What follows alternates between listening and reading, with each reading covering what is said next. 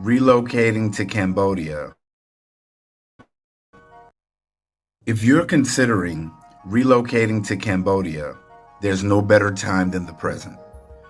The Kingdom of Cambodia is located in Southeast Asia, bordered by Thailand, Laos, and Vietnam. Cambodia is a developing country with a growing economy. Cambodia offers an impressive and diverse environment, from sprawling flat plains in the central region to the winding Mekong River, tropical islands, rainforests, and mountainous regions as well. But the crown jewel of Cambodia is Angkor Wat. Recognized as the world's largest religion monument, Angkor Wat was built in the 12th century during the height of the Khmer Empire. And today it brings millions of tourists to Cambodia and was recently voted one of the top 5 tourist destinations in the world. So whether you want to live in the bustling capital city of Phnom Penh, in the quaint towns of Kampot or Battambang, or dwell among the temples of the Khmer Empire in Siem Reap, Cambodia has something for everyone. But more importantly, Cambodia offers a great climate, a wonderful exchange rate, and most of all, the friendliest people in the world. Contact us today at Sincere Travel Services and schedule your consultation. And we will gladly help you make your move to Cambodia as smooth and easy as possible. Hey, what's happening, everybody? What is going on? This is Ed with Ed Travels coming at you again. First of all, I'd like to thank everybody as usual for your love and support. I'd like to also apologize about yesterday. Like I said, one of the things about living in a developing country is the fact that um, there are going to be power issues. Now, back in 2020, when I was in the Philippines, um, there were quite a few power outages. So we had blackouts and things of that nature. So again, I apologize for the feed being cut short yesterday, but I'm back today and I'm back on a mission. I am truly back on the mission today because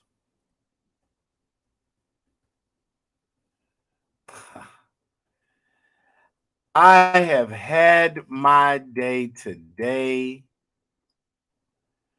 with the COMMUNITAH.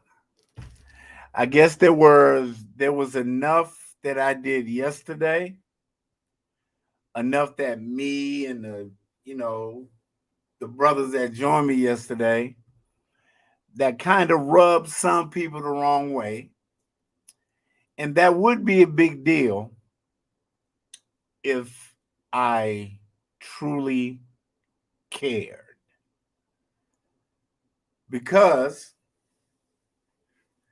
I try to work hard on this channel, and I'm putting more content. I'm getting more and more content together about travel, about Cambodia, um, and not just Cambodia, but Vietnam, Southeast Asia. And I'm starting in this region because this is where I live. Even though I've traveled to many different places, but more importantly, this big thing about passport bros continues to come up. And for the life of me, I can't understand why so many people have an issue with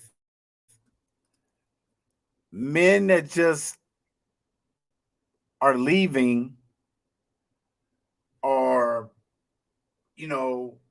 we're exercising our options now, and we're making the decision to leave the West and leave the matrix, as a lot of people call it, so that we can live a more peaceful, productive life. As you can see on my page, I posted videos of me and my family. I would love for brothers who have moved away, who've decided to live somewhere else, start businesses, start families, to share those stories with me, and we can chop it up. And a little bit later, once I get some more people in the room, I'm going to go ahead and put a link in the chat so that we can chop it up a little bit today. So I definitely want to do that. But I'd like to go ahead and start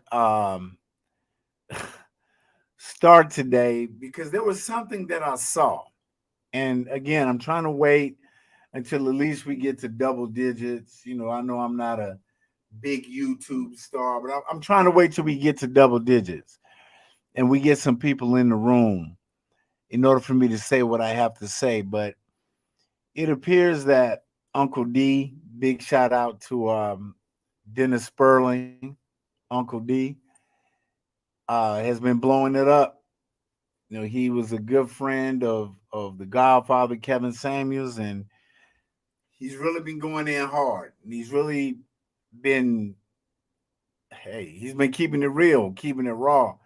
And I don't have the full story, but it appears to me that he is he's got some people that are kind of upset at him for some things he said, or not just things he said. I mean, that's a norm, but there seems to be like some sort of litigation, because the person that came at me was pretty much crying and complaining about, what a horrible person Uncle D is, and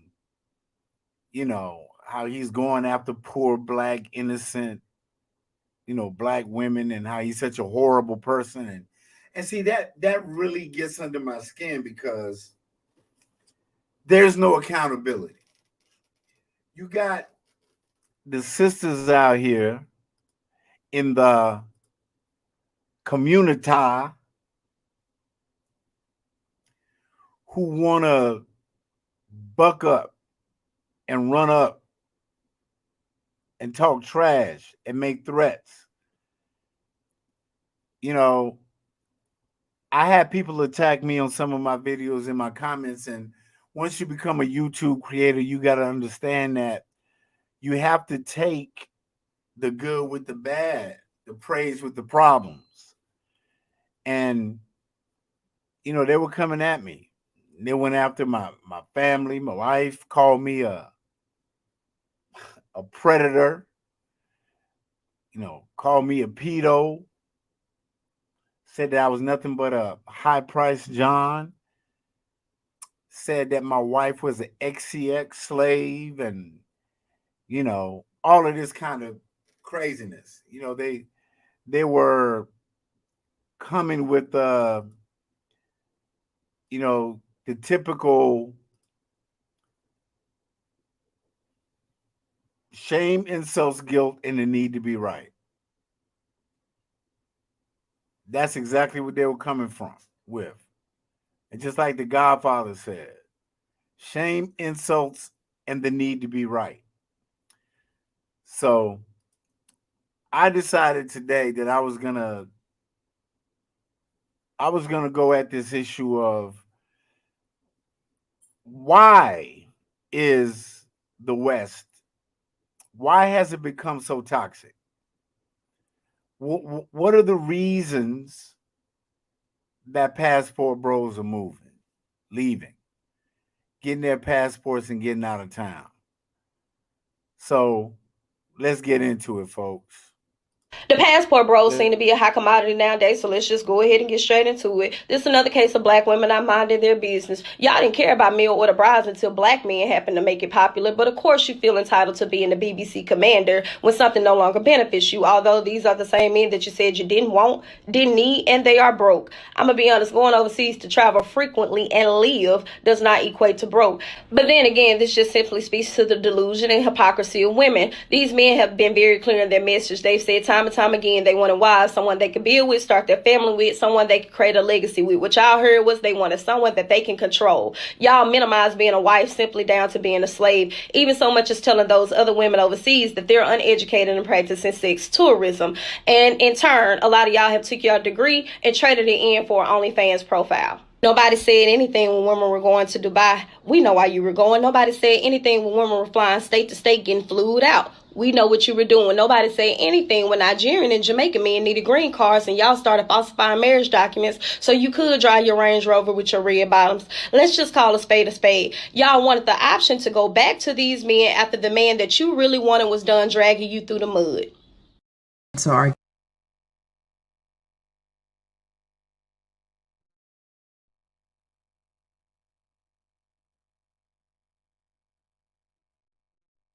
The passport bros seem to be a hot commodity nowadays, so let's just go ahead and get straight into it. This is another case of black women not minding their business. Y'all didn't care about mail order brides until black men happened to make it popular, but of course you feel entitled to being the BBC commander when something no longer benefits you, although these are the same men that you said you didn't want, didn't need, and they are broke. I'm gonna be honest, going overseas to travel frequently and live does not equate to broke. But then again, this just simply speaks to the delusion and hypocrisy of women. These men have been very clear in their message. They've said time and time again they wanted wives, someone they could build with, start their family with, someone they could create a legacy with. What y'all heard was they wanted someone that they can control. Y'all minimize being a wife simply down to being a slave, even so much as telling those other women overseas that they're uneducated and practicing sex tourism.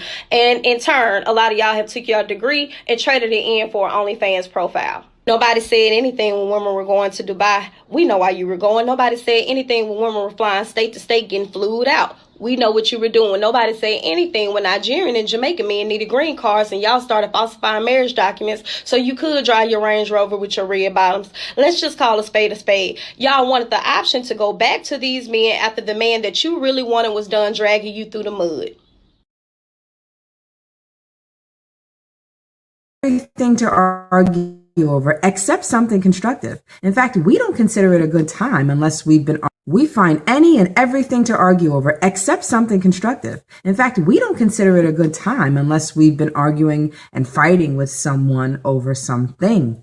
We argue in defense of being single mothers. We argue in defense of cursing every other word and being whores because the men do it too. And we argue against accountability for our own actions. And we hide behind God and Jesus to do that with. Only God can judge me. They define themselves by conflict and not by who they're building with. You'll find one or a whole generation of Black females fighting and holding grudges in any Black family in America.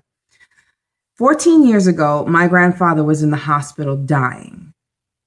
All of his children came to the hospital, 6 men and 2 women, and they were in the corridor discussing his care.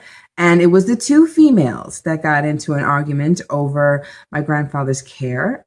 And that devolved into an argument over who was his favorite daughter. And they haven't been speaking since. There's a TV show I watched called Boardwalk Empire. And on the show in, I believe, season 3, there is this ultra violent gangster named Gyp Rossetti. And it said that he's so mean that he can find the insult in a bouquet of roses. That pretty well describes the average Black female today. And the sad part is we're proud of this. We're proud to be loud and argumentative and rude and turn around and call that foolishness a strength. And then when nobody wants to argue with us anymore, we'll yell, "You can't handle a strong Black woman." This isn't just a cultural quirk. This illustrates a fundamental difference between the way Black women handle conflict and the way the rest of the world does. No matter how inappropriate or petty the issue, we will find a reason to fight. And if she can't find one, she'll make one. Even if she knows what she's going to see, she's not going to like, she'll go there anyway just to argue with people over their opinions. Go to any social media, Facebook, Twitter, Instagram. You'll find a Black female arbitrarily arguing with people that she does not know just because they're opinions. And the goal is never to come to a resolution. The goal is to just vent this never-ending cauldron of hate and anger and rage that's inside of her. I want you to take a look at something. I want you to watch this clip. It's a clip of an interaction between LeBron James and Mario Chalmers, also known as Rio. And I'll be right back. Argument earlier, frustrated over some defense. James really got in his face. But then a short time after this argument, Rio, that's what they call Mario Chalmers.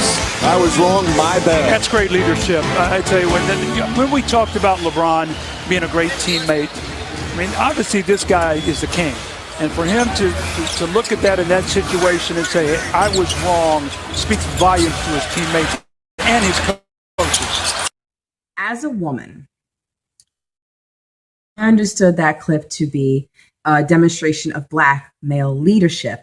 Look how quickly the situation escalated and then de-escalated, and one male was able to say to the other, my bad, bro, I was wrong. What's happening, fellas? That's not the entire video, but you get the gist of exactly why I played that. There's something that she sort of summed up the frustration that I felt. I was raised by a Black woman, strong Black woman, my grandmother. I was raised by a single Black mother who worked her ass off and sacrificed so that I can who taught me the difference between right and wrong, who taught me how to love and respect all women. I have beautiful Black daughters. I have a sister. I have two absolutely beautiful, adorable granddaughters. So it pisses me off to no end when I get one of these hyenas because I call them on something and all of a sudden, what's good, mulatto? Good to see you in the building, brother. And it just makes me so angry when I hear from these angry Black women that I don't love Black women just because I'm holding them accountable. So I'm going to break this down strategically so even the simplest person can follow me. Because one thing about here, I like to show receipts. I just don't want to say something. I don't want to, number one, let me give you this caveat. I'm not out to attack anybody. Live where you want, go what you want, deal with what you want to deal with. I just hope you find peace and happiness because that's where you got to live. I have no issue personally with Black women in general, except for the fact that if you come at me, I'm going to come at you. And more importantly, I don't know how to say this well enough. You're using the same playbook for a different game. Dating has become a global thing now. It ain't about you. Men don't have to jump through hoops anymore to be with you, sis. And they're not. If you don't elevate your game and you're always talking about how you're not going to lower your standards, what's going to happen when you need to raise your standards to be competitive in the global dating market? Because right now you're falling way behind. So let's go ahead and start again here at Ed Travels. It's not about feelings. It's about facts. So let's go ahead and talk about some of these facts. And I'm going to start here. And there's a method to my madness, gentlemen. There is a method to my madness. So here we go. This is blackdemographics.com. And I'm going to tell you right now.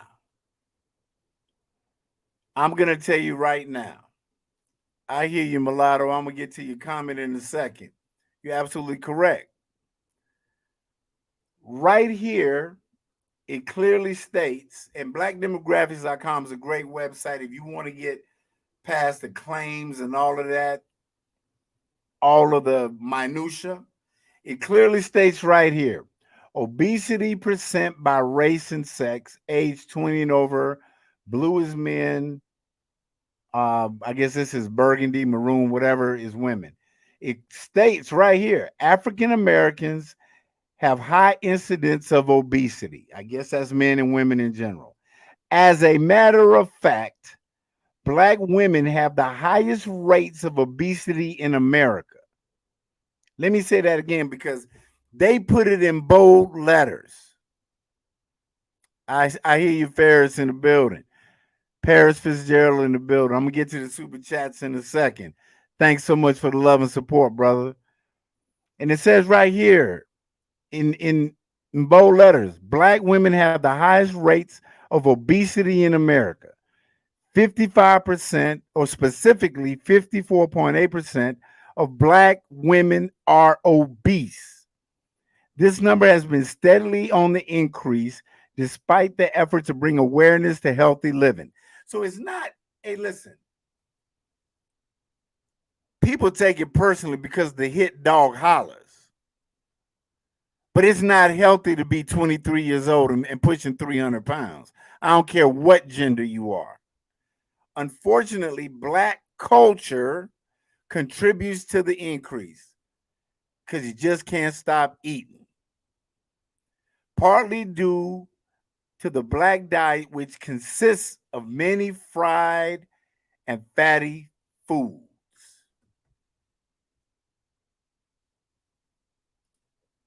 Many fried and fatty foods. I told y'all today that I was That would be my big fat ass. That shit tastes good. What'd he say? Huh? That would be my big fat ass. That shit tastes good. Bitches be ugly as fuck posting quotes on their selfies like, who's gonna handle this? Bitch, animal control. You see what I mean? And these are the same women that sit back and say, I'm a 10. You know, brothers should be coming at me. Let me get to these super chats. Mulatto Vanguard, my brother, always here. Truly appreciate you. Yeah, they will lower their standards for a basic white man. You know why? Because they got the white man at the job they listen to. They don't tell him he don't matter. They don't sit there and tell him, you know, that's messing with her bread. She don't go tell him, I ain't going to do this, I ain't going to do that. But Brad and Chad, she'll sit there and do it. You're absolutely correct, Mulatto. Much love. Paris, you're absolutely correct. By the time they raise their standards, they won't be taking. And see, they don't seem to see that. And see, it was like today, Paris. Man, this chick going back and forth with me about, hey, you're not protecting us and you're attacking us. You're not teaching us how to protect ourselves. And I simply said, well, you independent. You got it. You told me for the past 40 years how much you don't need me. You got it. Because it's gotten to the point now where we just tired of hearing it. You got it, sis. Handle that. Hey, inside, looking out in the building. What's up? I got nieces way over 200 pounds in their 20s, childless. Exactly. What are they going to look like at 40? They don't think about the future. They're just thinking about now. They don't want to take accountability. And then when you say something to them, they got an attitude. they got an issue, they got a problem. Now you're fat shaming. It doesn't make any sense for you to be in your 20s, over 200 pounds. It just doesn't. I mean, dude, look back at the old photos we had back in the day. I look back at the wedding album of my mom and dad, and they got married back in, I want to say it was 68, 69 when my mom and dad got married. Everybody was slim. Every woman was slim. Petite. Even my grandmother was petite. But, brothers, I told y'all, man, I'm coming with it today. And I have just got to show you this. I came across this today.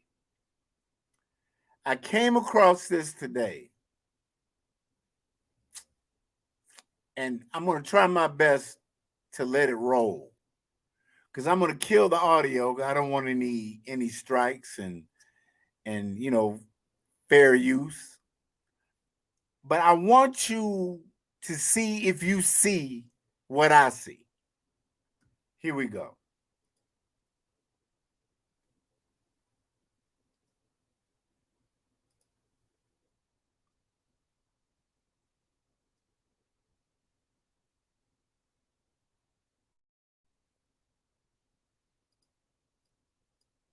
I'm not quite sure what's going on. Hold on here. This sister here, hold on. I'm not quite sure what's going on with this video, but let me try to remove it and add it again. I want to add this file because I want it's very, very important that it's unbelievable. I mean, when I saw this today, again, I apologize, but this was just unbelievable to me.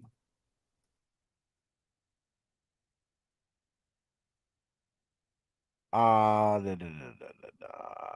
got to work with me, man. Trying to get this together. Tube. Yeah, this sister here. Oh my gosh, where was this video at today? All right, I'm gonna try to reload this video once I can find it.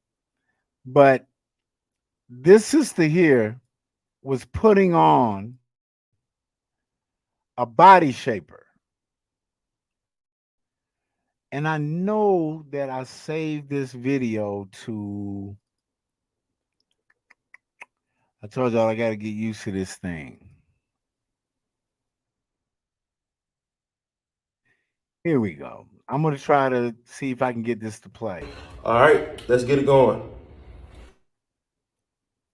All right, fellas. Sorry about the technical difficulties. 15 in the room. Now, look at this. Let me go ahead and restart this.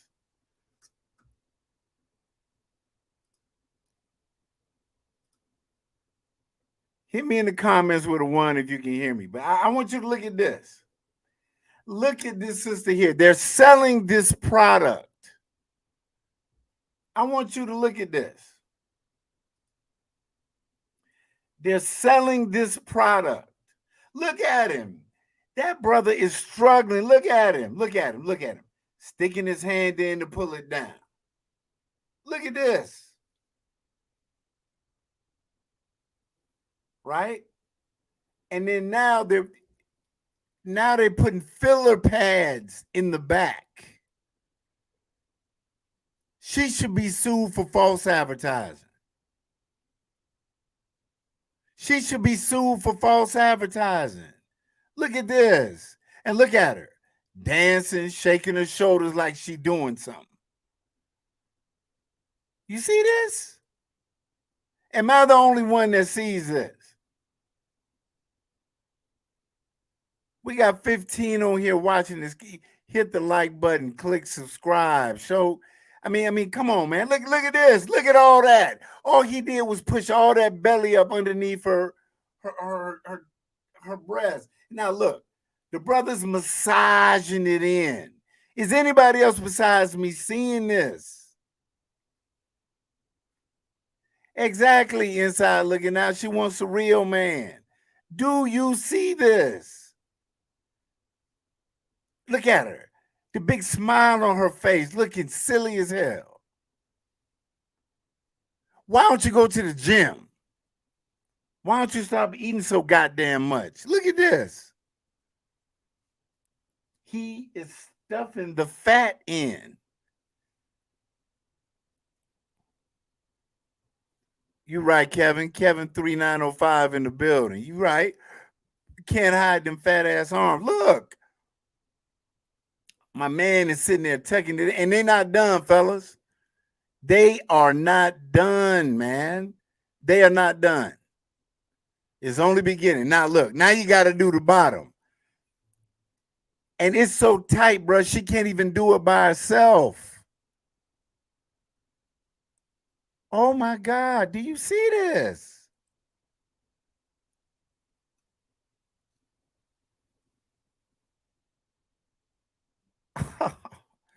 Oh my God, dog! If that's not offensive lineman, at least look, took two people, bruh. And my question is exactly, Paris. Instead of hitting the gym, she take the easy way out. Yeah, it looks completely uncomfortable, man. It looks like you're trying to put, you open a can of biscuits and you're trying to put them back in. That's what it looks like to me. And she can't even put the damn thing on by herself. Saying that she wants an honest, genuine, real man. And look at her smiling and laughing like it's funny. I just got to let the video go through because I want y'all to see the end result. I want you to see the end result of this. Please click that like button for the algorithm and subscribe if you like what you see. I appreciate the love. Look at this. He still ain't done.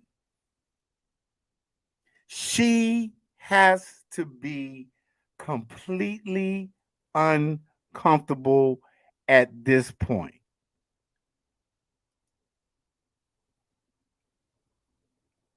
Oh my God. Let me get to these let me get to these comments. I got to get to these comments, bruh. Paris, but she wants a real man. That, what we just saw, wants a real man. And my question is, okay, let's say she goes out. She's able to trick, bamboozle, hoodwink, because she's still huge with that on. And then what's she going to do? She's going to come back home and what? What am I supposed to do if I'm there? Yeah, exactly. Jizzle or jizzle. Pair, yeah, instead of hitting the gym, she'd rather take the easy way out. Yes, it does look like torture. Probably sweaty, humid, funky up in there, right? Can't hide the fat arms, though. And it looks uncomfortable, man. It looks completely uncomfortable. Exactly, Paris. That's the reason why I showed the video, bro. The easy way out. These modern women are lazy. I live here in Southeast Asia with these little bitty women. In the U.S. overall, now within the black community, black women are 55% overweight. Overall, in the United States as a whole, everybody, we're at 32% overweight, obesity rate in the United States. Here in Southeast Asia, it's an average of 4%. 4. Bruh, exactly, man. It's going to be a mess in there. It's going to be a tsunami up in there, bruh. My man, Kevin.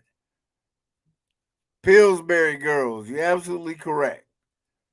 And what's she going to do, bro, when she got to go to the bathroom? What's she going to do when she got to go to the bathroom? She couldn't even put it on by herself. And you know what? I should have got a screenshot of the comments because it was like, how much is it? What size does it come in? Oh, girl, you look great. You look awesome. See, that's the non-accountability. That's why single women keep other women single.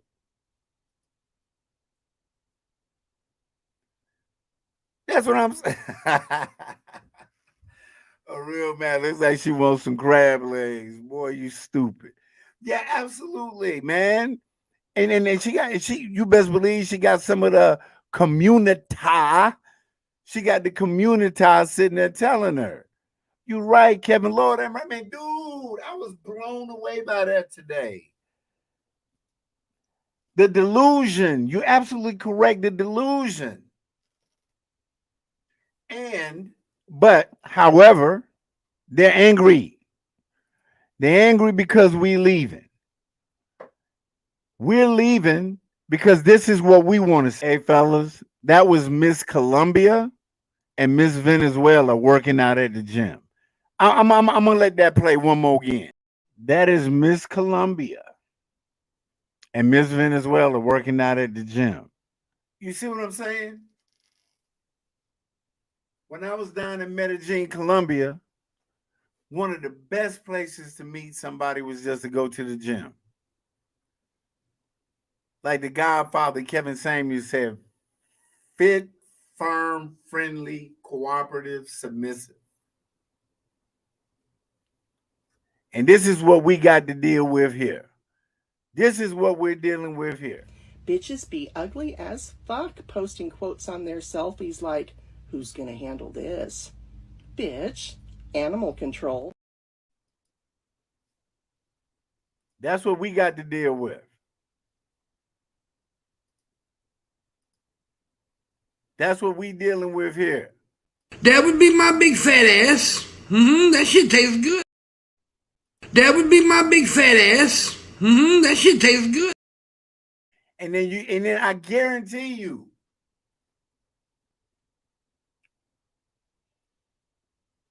they swear up and down that they attend. Don't rate me. Don't rate me. Just like when Kevin Samuels used to say, rate yourself on a scale of 1 to 10. Oh, they got offended.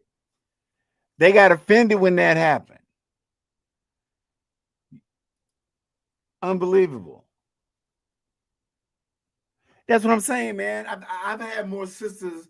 I've seen videos of more sisters saying right inside looking out. I've seen more sisters sit back and say, I don't want to sweat my hair out. So they're not going to go to the gym and work out.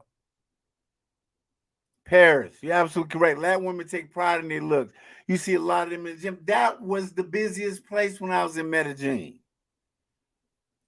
Smart fit, going to the gym, running up and down the hills. It's competitive. These sisters want to sit back and just feed their face and then claim that they attend. Absolutely right, Kevin. Black women don't realize that they're the least desired women on the planet. They don't, you know what I'm saying? They just don't believe it. You can't tell them nothing. You can't tell them anything. Those Pisces, Daniel. Those Pisces. Daniel J in the building, Jay Rizzo. That's what I'm saying. They call themselves a 10, and that brings me to this point. It brings me to this point right here. When these women say that they, when Kevin Samuels used to ask them, how do you rate yourself? Well, I'm offended that you're asking me to rate myself. Now watch this. Just before you start, sorry. I like a guy with a bit of a better body, you look like. I don't know if you're trying to or you've gone too far that way. Wait. Oh! Hey, yo, not really. What? Just before you start, sorry. I like a guy with a bit of a better body, you look like. I don't know if you're trying to or you've gone too far that way. Wait. Oh! Hey, yo, not really. What? Oh, shit. I haven't even... Sorry. You see what I'm saying? Brother couldn't even say hello before she body shamed him. When I did my video last week about Lizzo pulling her pants down in Paris, you know, and I was seeing all the, you know, I was seeing the COMMUNITAH chiming in about how liberating it was. And if you said anything about them, then you were, you know, you were hating, you were body shaming her. Brothers, what it boils down to is this. To the gentlemen that are here on the panel, I appreciate the love, support. Please click like, subscribe. Trying to get to 3,000.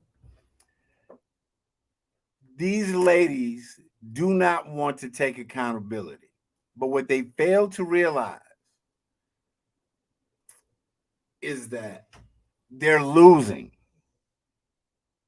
and they won't admit it. They're losing on the global scale because now dating is global. You're able to travel and go anywhere in the world if you have the means and you've prepared to do that. And I really, truly mean this. And I mean this from the bottom of my heart. I'm 52 years old, retired from the military, 82nd Airborne, all the way, keep your feet and knees together. You have to go where you find love, appreciation, peace, and respect. I've lived here in Cambodia for 5 years. I have a beautiful family here. And that's not all just my doing. I was blessed to find a woman here and have a family. And what I notice is that the women here take pride in themselves. Jay Rizzle, yeah, exactly. Because great comment at a great time, Jay Rizzle. See, here in Cambodia back in the 70s, 70s toward the end of the Vietnam War, this country went through a very rough time and they were taken over by the Khmer Rouge. If anybody knows anything about the killing fields, it was basically a massacre, a genocide of almost 2 million Khmer people were killed. These people had to move out to the jungle, to the countryside. So sometimes when you come here to Cambodia, you'll see these stands and the tourists like them. Some people do, but they'll have like crickets and snake and you know, different bugs and stuff like that. And people go eat them and the scorpions and all that. But see, what they really don't realize is that some of these Khmer people had to eat that to survive when they were out in the jungle. See, it was a big adjustment when I moved here because even as a single man, I had a pretty big refrigerator. I had a bunch of frozen food packets. I had a microwave. I don't even have a microwave here. I have a small like convection oven that I don't use. Matter of fact, you know, to keep it 100, I don't even cook in my house. And I'm not saying that to brag. I'm just saying. Here where I live in Cambodia, there are defined gender roles. My wife gets the money. That hasn't changed. She gets the money from me. She goes to the Cambodian market because she can get the food cheaper. We have Angkor Market, which is more of a Western market that I go to get Lay's potato chips, Cheetos, stuff like that. Pay a little more for them, but the stuff that I like from back in the world, the States, as I say. But she goes and gets that. And she goes to the store, to the market, literally once or twice a day. So she's cooking fresh food, noodles, chicken, beef, whatever. She's cooking that fish that's caught out at Tung Lay Sap. Matter of fact, if you leave my house right now, go out here about 30 minutes, you'll be at the biggest lake in Southeast Asia, at Tung Lay Sap Lake. Thank you so much, Paris. I really appreciate that. I'm happy you found a cooperative helpmate. Thank you so much, Akun Throng. That means a lot. Akun Throng and Kamai means thank you very much. But, you know, she goes and she cooks. She has 4 grown daughters. They cook. You know what I'm saying? So it's like, I'll just get a knock on the door when they come into the office. Popeye, here's your dinner. It's almost like blasphemy if they see me in the kitchen. I haven't cooked a meal. I haven't washed a stitch of clothes. I don't clean the house. I mean, I keep my office, my little studio clean, of course. But cleaning is not my role. Now the motorbikes outside need to be fixed. That's taken care of. I paid the registration. Everything is done. Got the solar lights put out here. Got the security system put in. Got the internet. Got the fiber run in. Anything like that is my role. And of course, the human ATM, which I'm just joking, but whatever money is needed, that's my role. I'll give you a prime example of what I mean by that, fellas. The other day I walked downstairs to go get some, because I got a little mini fridge up here, in the office, in the studio. I got a mini fridge. But I wanted like an iced tea, and they had it downstairs in the big refrigerator. So I went downstairs to the big refrigerator. When I opened the refrigerator, something had spilled in the bottom. Something had spilled. It just wasn't clean. And me being prior military, I'm a real stickler for that. I was like, man, goddamn, somebody could have cleaned this. So you know what I did? Got on my phone, sent my girl a message. Hey, baby, how are you? Hey, went in the refrigerator. Needs to be clean, baby. Thank you. Came back upstairs working on some things. Went back downstairs about 45 minutes later. Her son and his girlfriend had taken everything out of the refrigerator and were cleaning it from top to bottom. And I sort of just sat there and smiled and shook my head for a minute like, wow. No arguments. I didn't hear, well, you ain't my daddy. You don't tell me what to do.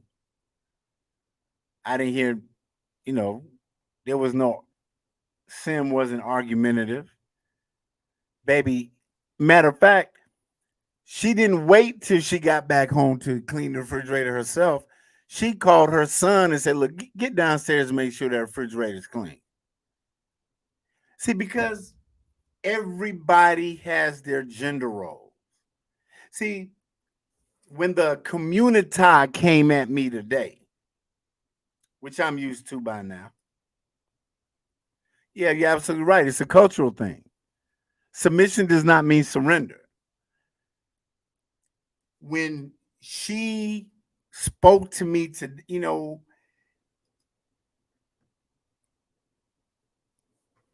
hey man, it feels like that sometimes, but it takes an adjustment. It takes an adjustment. Because Kevin, to my man Kevin 3905, what it is because everybody plays their role, it's that much more important that you're a stand-up dude, if you understand what I'm saying. Along with that respect and that, for lack of better words, authority, comes a hell of a lot of responsibility because they're looking at you as the head of the family. See, because her children weren't my children. She was married to one guy. Unfortunately, he died of, chronic issue.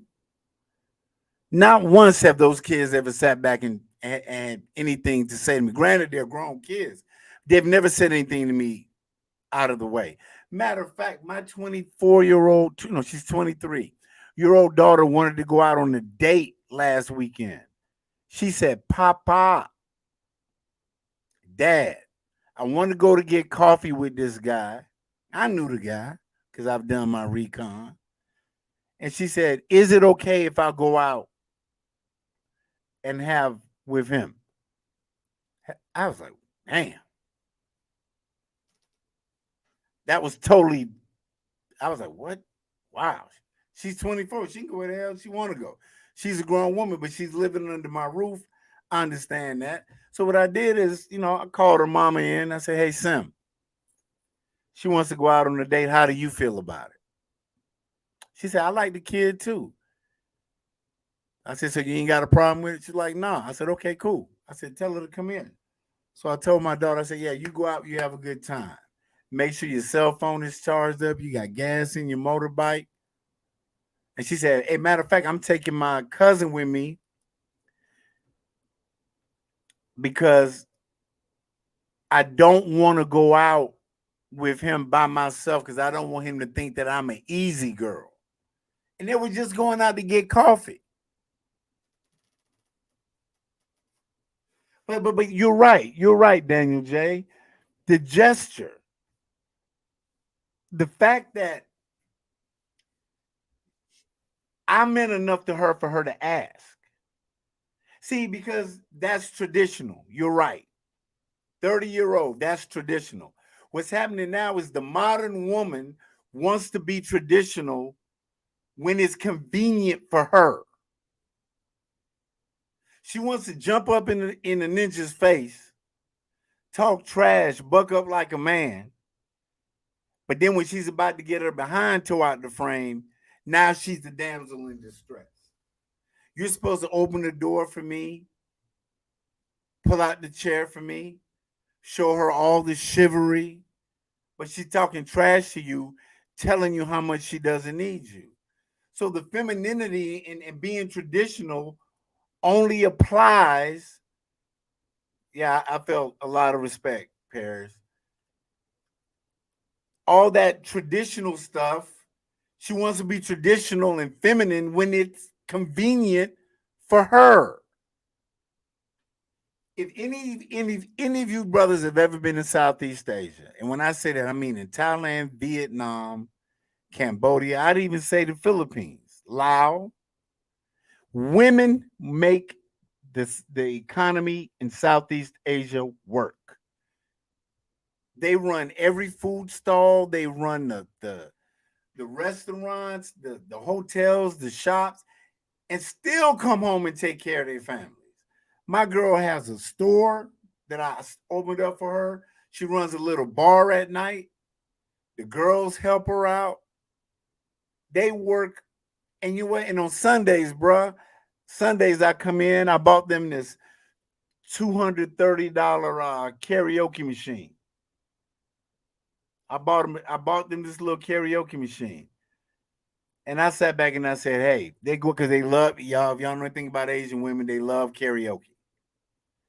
I bought the karaoke machine, and what we do is we cook out. We have a nice little get together outside. They sit there, they drink, and they do their thing. You know what I'm saying? I mean, that's what we do here.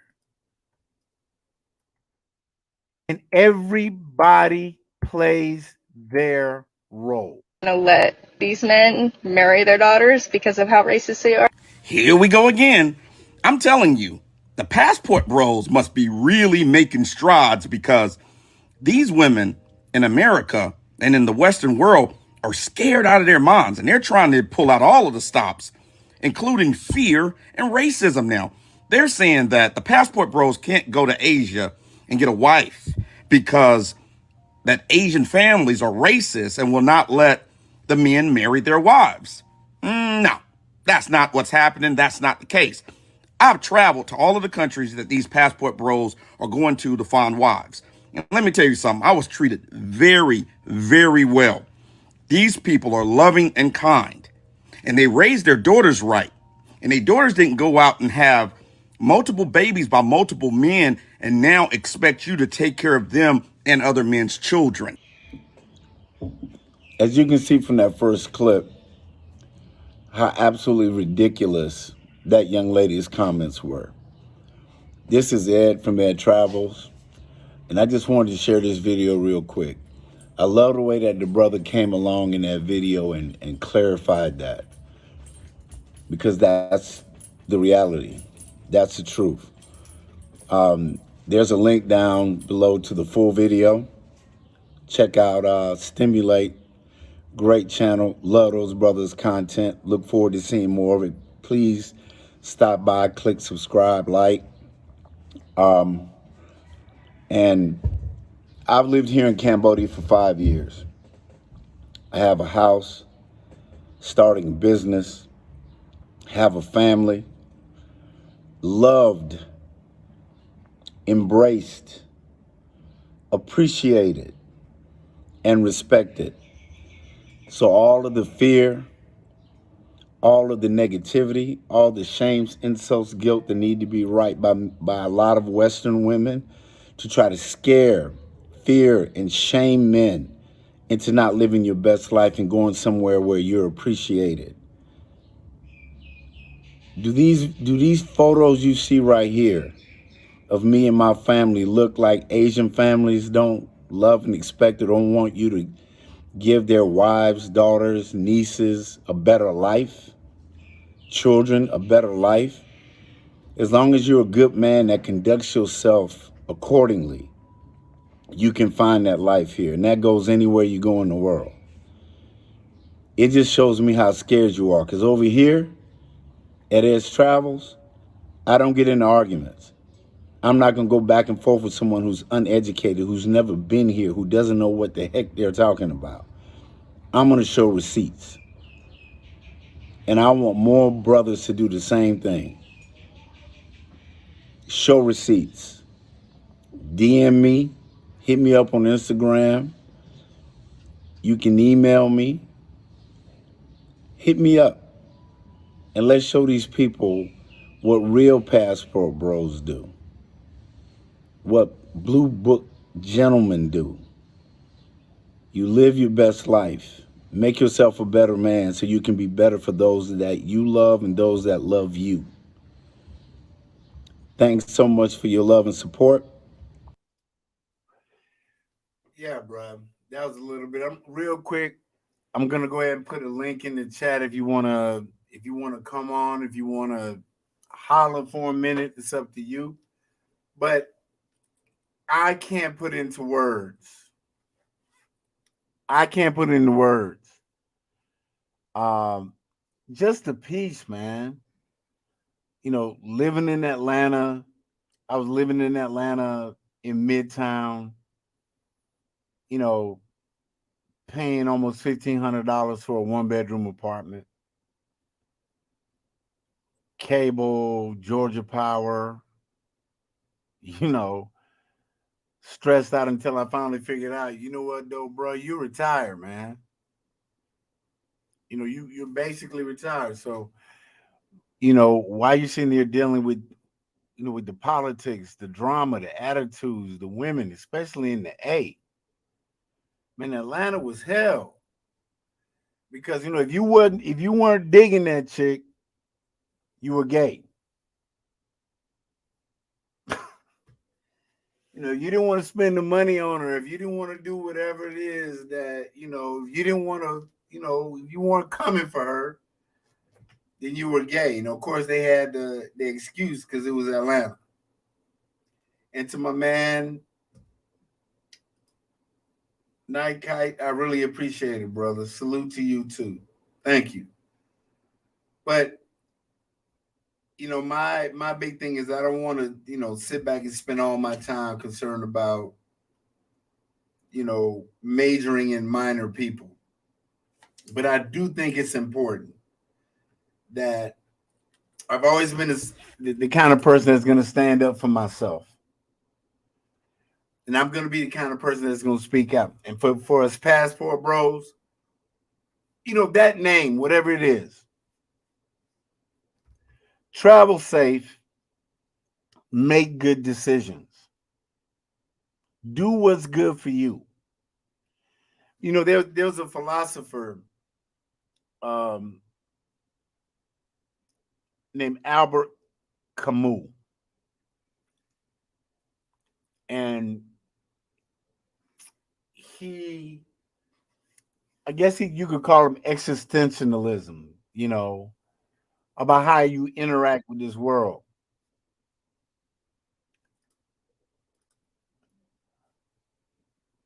What's going on, brother? What's going on? Rubber Band Man. What's happening, brother? I think your mic is muted.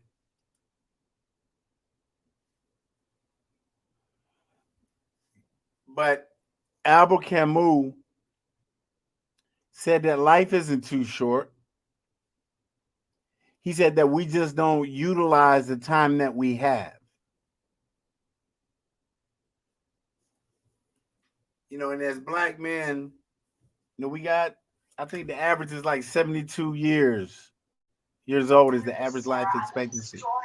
Can you hear What's me now? going on, Rubber Band Man? What's happening, brother? What's up, brother? Just sending you love, man. Here from VA, man. Just tell you, man.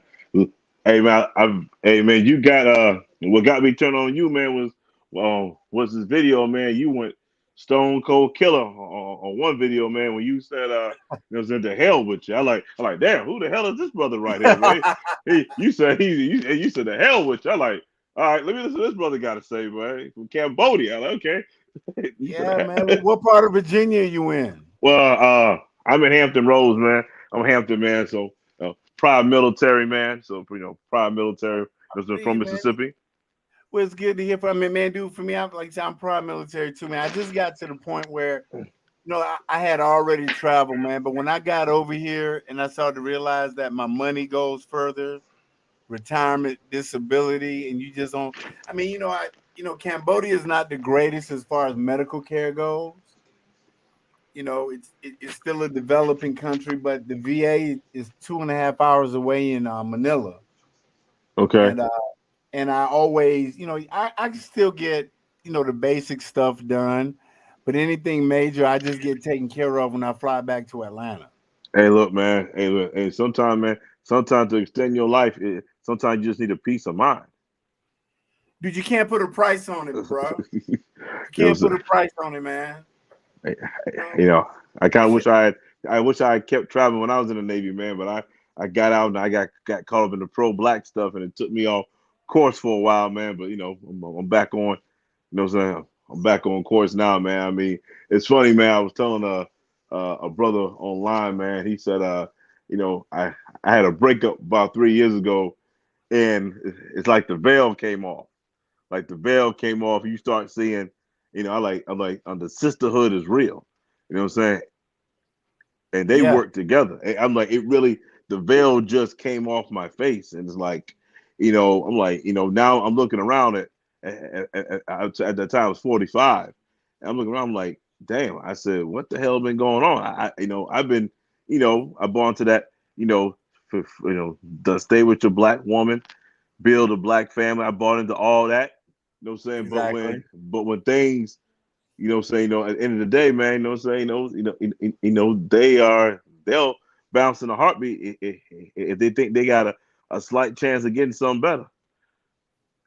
Hey, bro, you said a mouthful. For me, bro, it was like I hadn't been back to the States in about 3 years, and I went back early last year. And one of my homeboys turned me on to Kevin Samuels.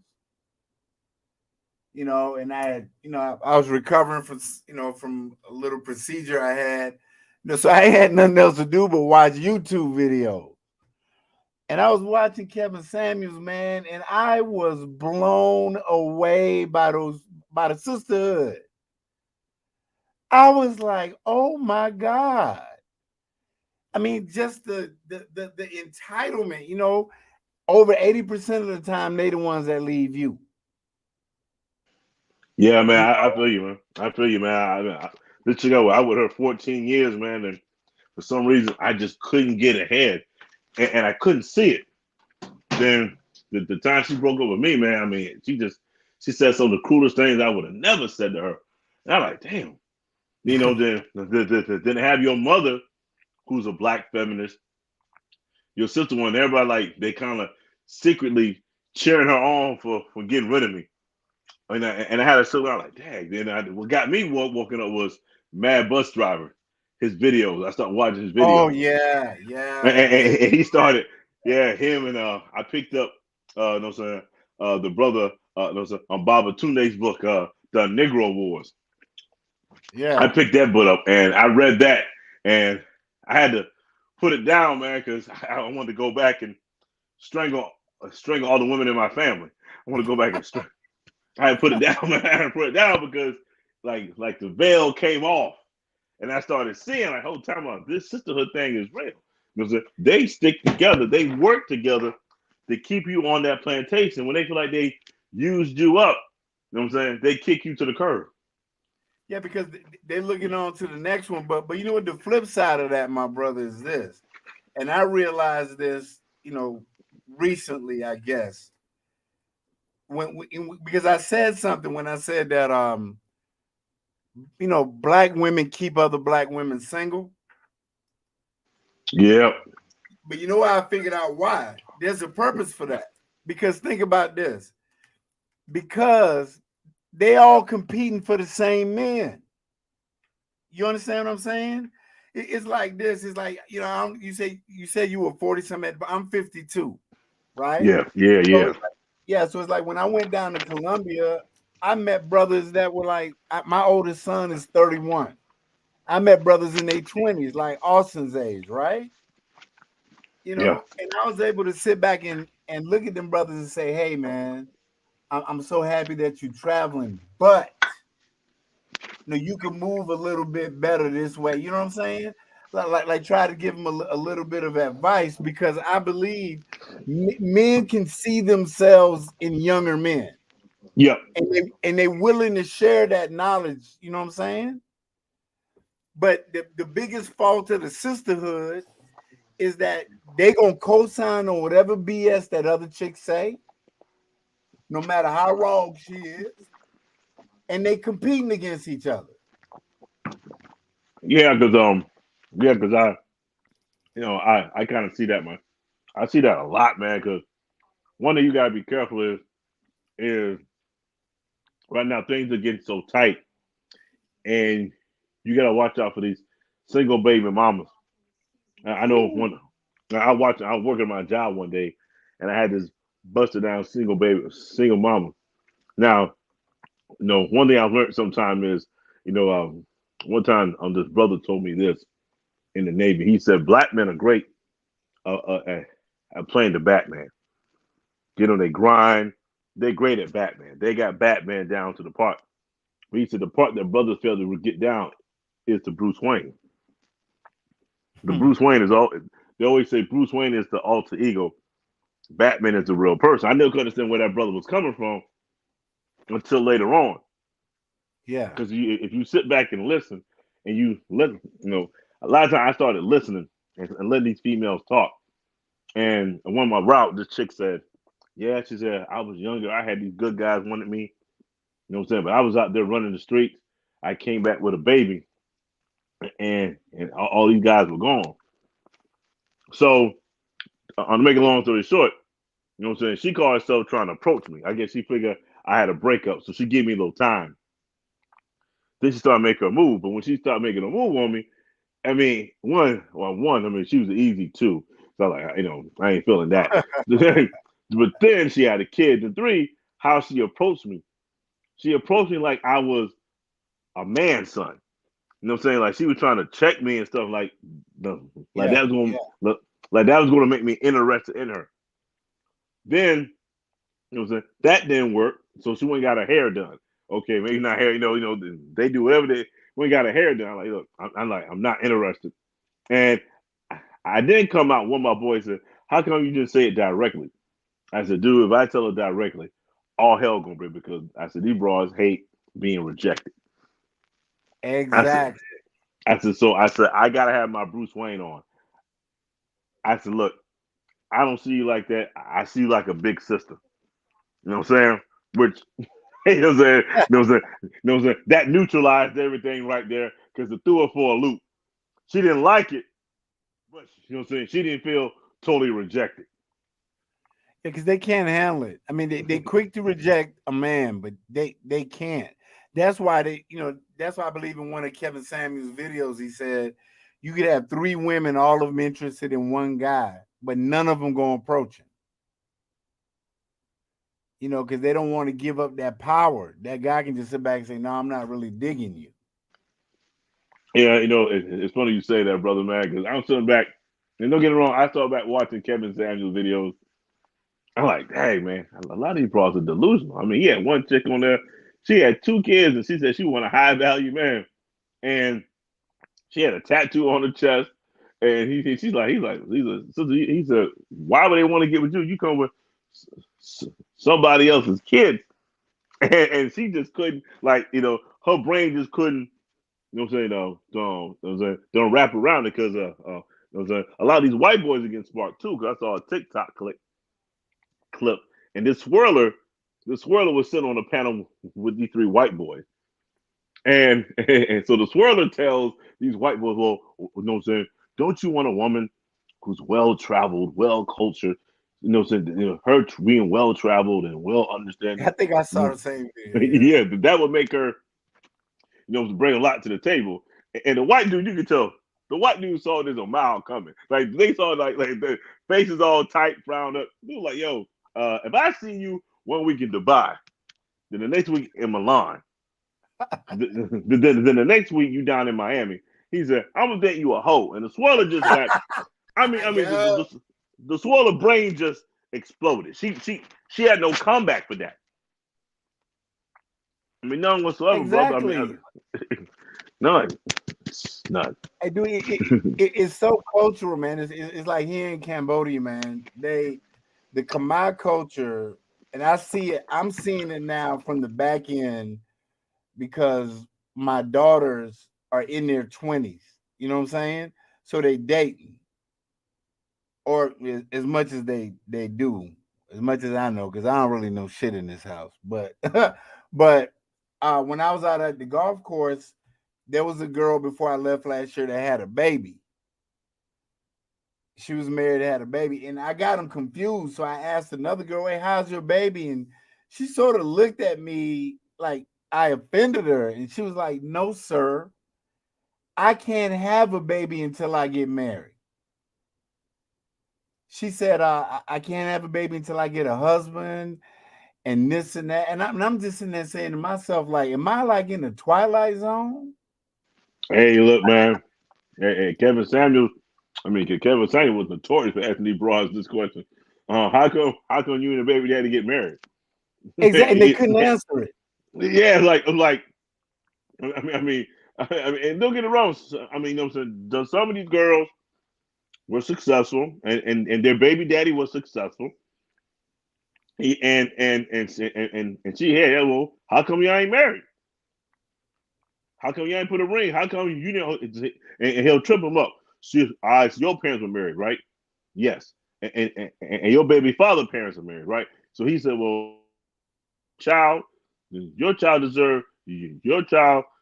You know what I'm saying? Got the wrong in the deal because your mom and both y'all mom and daddy were married. So you thought your child should deserve the same thing that y'all got, and you know everyone abroad just get quiet. Well, you know, there was a couple things that used to be funny to me about his videos, bro. Was first of all was whenever he would say, "What's your height and what's your dress size?" all of a sudden they can't hear. You know what I'm saying? He'd be like, you know, how tall are you? And you know, what's your dress size? What did you say? Say that again. I'm like, well, damn, you just went deaf. You know, whenever, and I love the way he did that. You know, because first of all, he did it to almost every one of them. So he wasn't like he was discriminating, but all he did was put a mirror to their face, and they couldn't handle it. Go ahead, the brother. sad thing about it, brother, was this: Kevin, and it wasn't. I'm sure you watched Dennis Sperling. You watched Uncle D. Mm-hmm. Dennis Sperling said it one day. He said it was so true. He said Kevin Samuels actually gave a damn about the black family and was trying to get these people back together.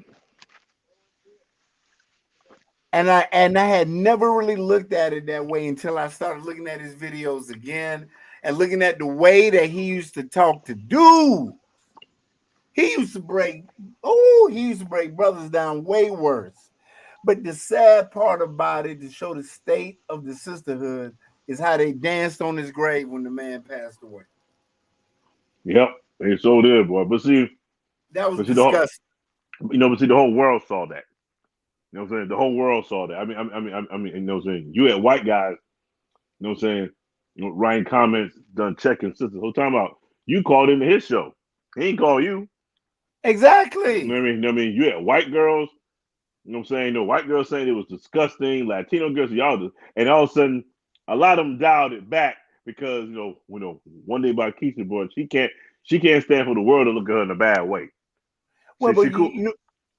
That's what's happening now. When those sisters started going after the Filipino chicks, you know what I'm saying? It's like when they started doing that, there was I was listening. I want to say it was Obsidian. I was listening to him last night or the night before, because he be having like them damn 5-hour lives. But he was on there, but he had a sister on there. He had this sister, and I loved her attitude and everything. And she said this, bruh. She said that her and her girlfriend had been, for months, they had been planning this trip to Manila. And they was going over there to see like a spiritual guy, a shaman. Mm-hmm.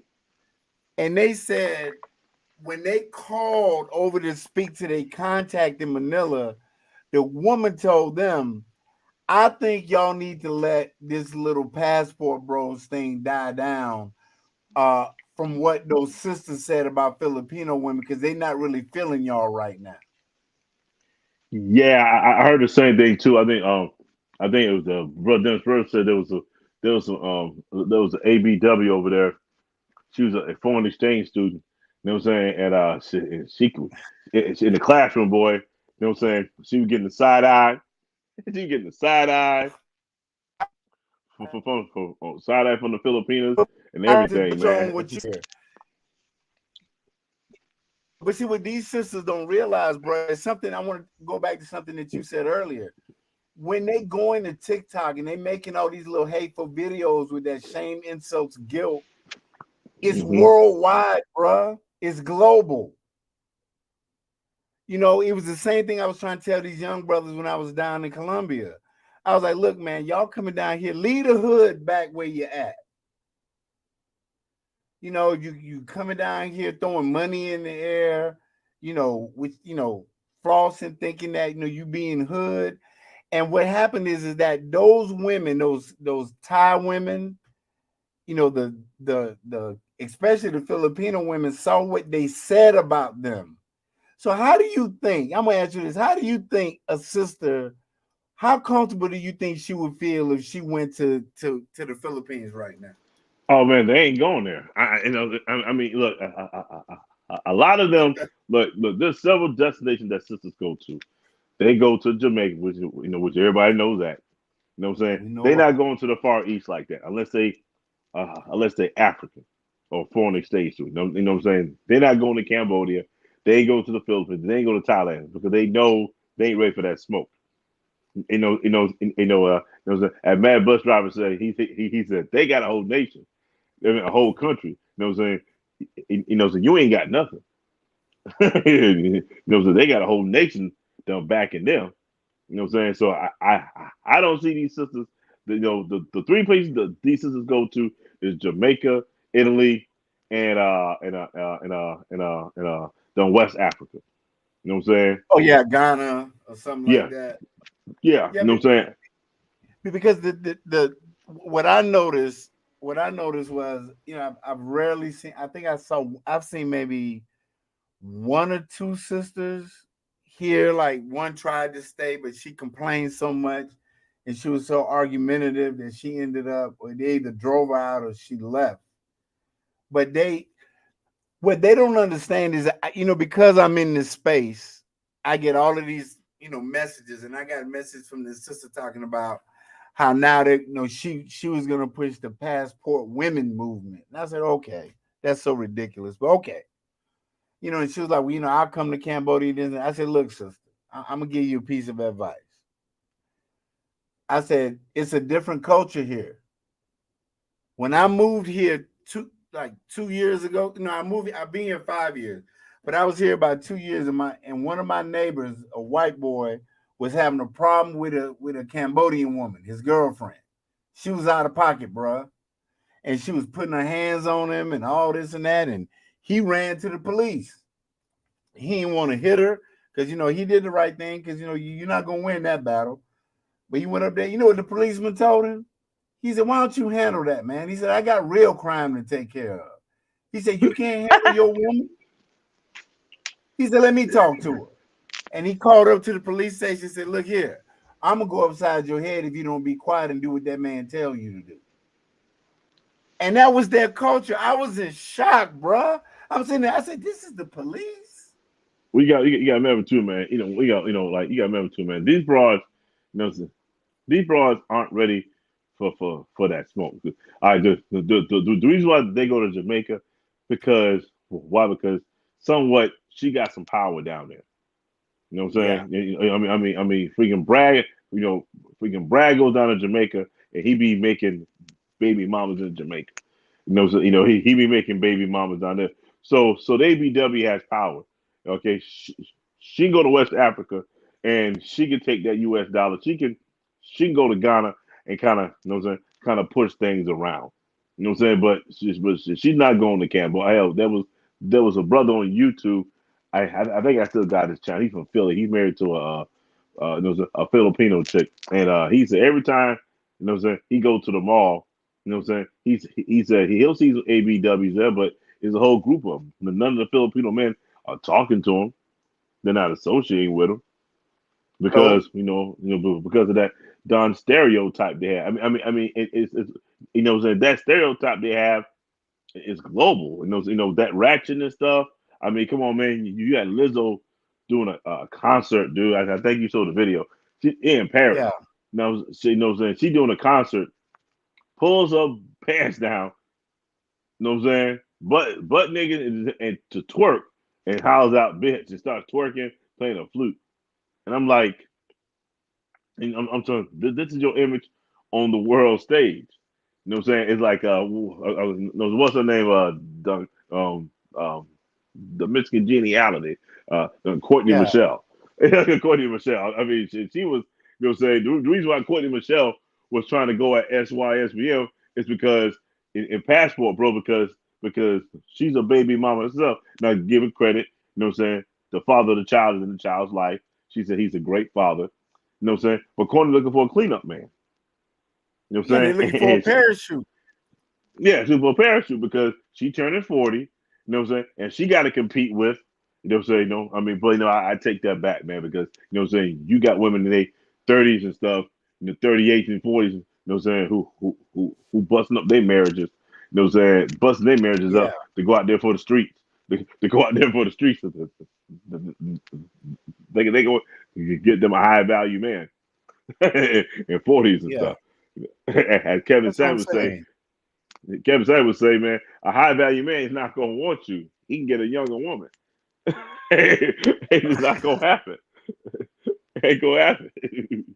Yeah, that's what I'm talking about, man. I mean, to me, it's. I think the thing that, and I sort of it's like if they put as much effort in trying to correct themselves, they'll be much better off. Yeah, but I feel you, man. But see, I've seen it close up for my face. I've seen it in my mother's family. I've seen it in my ex fiance's family. You know what I'm saying? It's and they're incapable of correcting themselves. It's basically a loss. It's a loss 2 to 3 generations. You know what I'm saying? Like it's lost. I mean they're lost. I mean you gotta look at it. You know what I'm saying? The ABW is facing a war on all fronts. You know what I'm saying? Because you know what I'm saying? She was so worried about Becky done taking her man. Now she got worried. Now she worrying about the Hispanic chick taking her man. Now she got the Hispanic chick coming at black men. You got the Arab chick. I'm seeing Arab chicks starting to move on brothers now. You got an Arab chick on YouTube who's straight up telling Arab chicks, Hey, yo, hey, because in their culture, it's more women than men. You know what I'm saying? So, you know what I'm saying? And so you got an Arab chick telling her to tell all Arab chicks, hey, you know what I'm saying? Get you a black man. She said, get you a black man. Now you got Indian chicks, you know what I'm saying, done chasing brothers. Because in their culture, it's more women than men. So you got Indian chicks done chasing brothers now. So the ABW is facing a war on all fronts, you know what I'm saying, that she don't know how to fight. I never looked at it that way, man. I mean, because even like here in Cambodia, man, it's something like it's way more women than it is men. Way more. I mean, all over Southeast Asia. I never looked at it that way. Yeah, because you got to remember, you know what I'm saying? It is, all right, there was a study put out a couple years ago from the CDC and the CDC and another done government organization. And they basically did a study. And they found out that the best fathers were black men. Yeah, I saw that. Across the board. Now, you know what I'm saying? The feminists and the swirlers couldn't come against it because, you know, it was Great Mr. comment, Charlie. Kevin. Yeah, you know what I'm saying? Yeah, it was you know what I'm saying? It was the swirlers. It was Mr. Charlie, you know what I'm saying, that did the actual survey because they all tried to tear it apart, but he couldn't. So as Baba Tunde said, he said, look, man, you don't think these other races of women who are educated and stuff, you know what I'm saying, they didn't get their hands on that study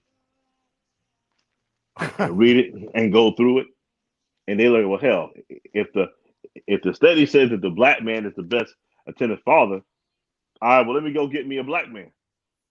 You know what I'm saying? So that way I can procreate and my child will have the best hands-on father that I can get. You know what I'm saying? To raise my child. I knew about the study, bro. I knew about the study because there was a video with Passport OG, and he broke.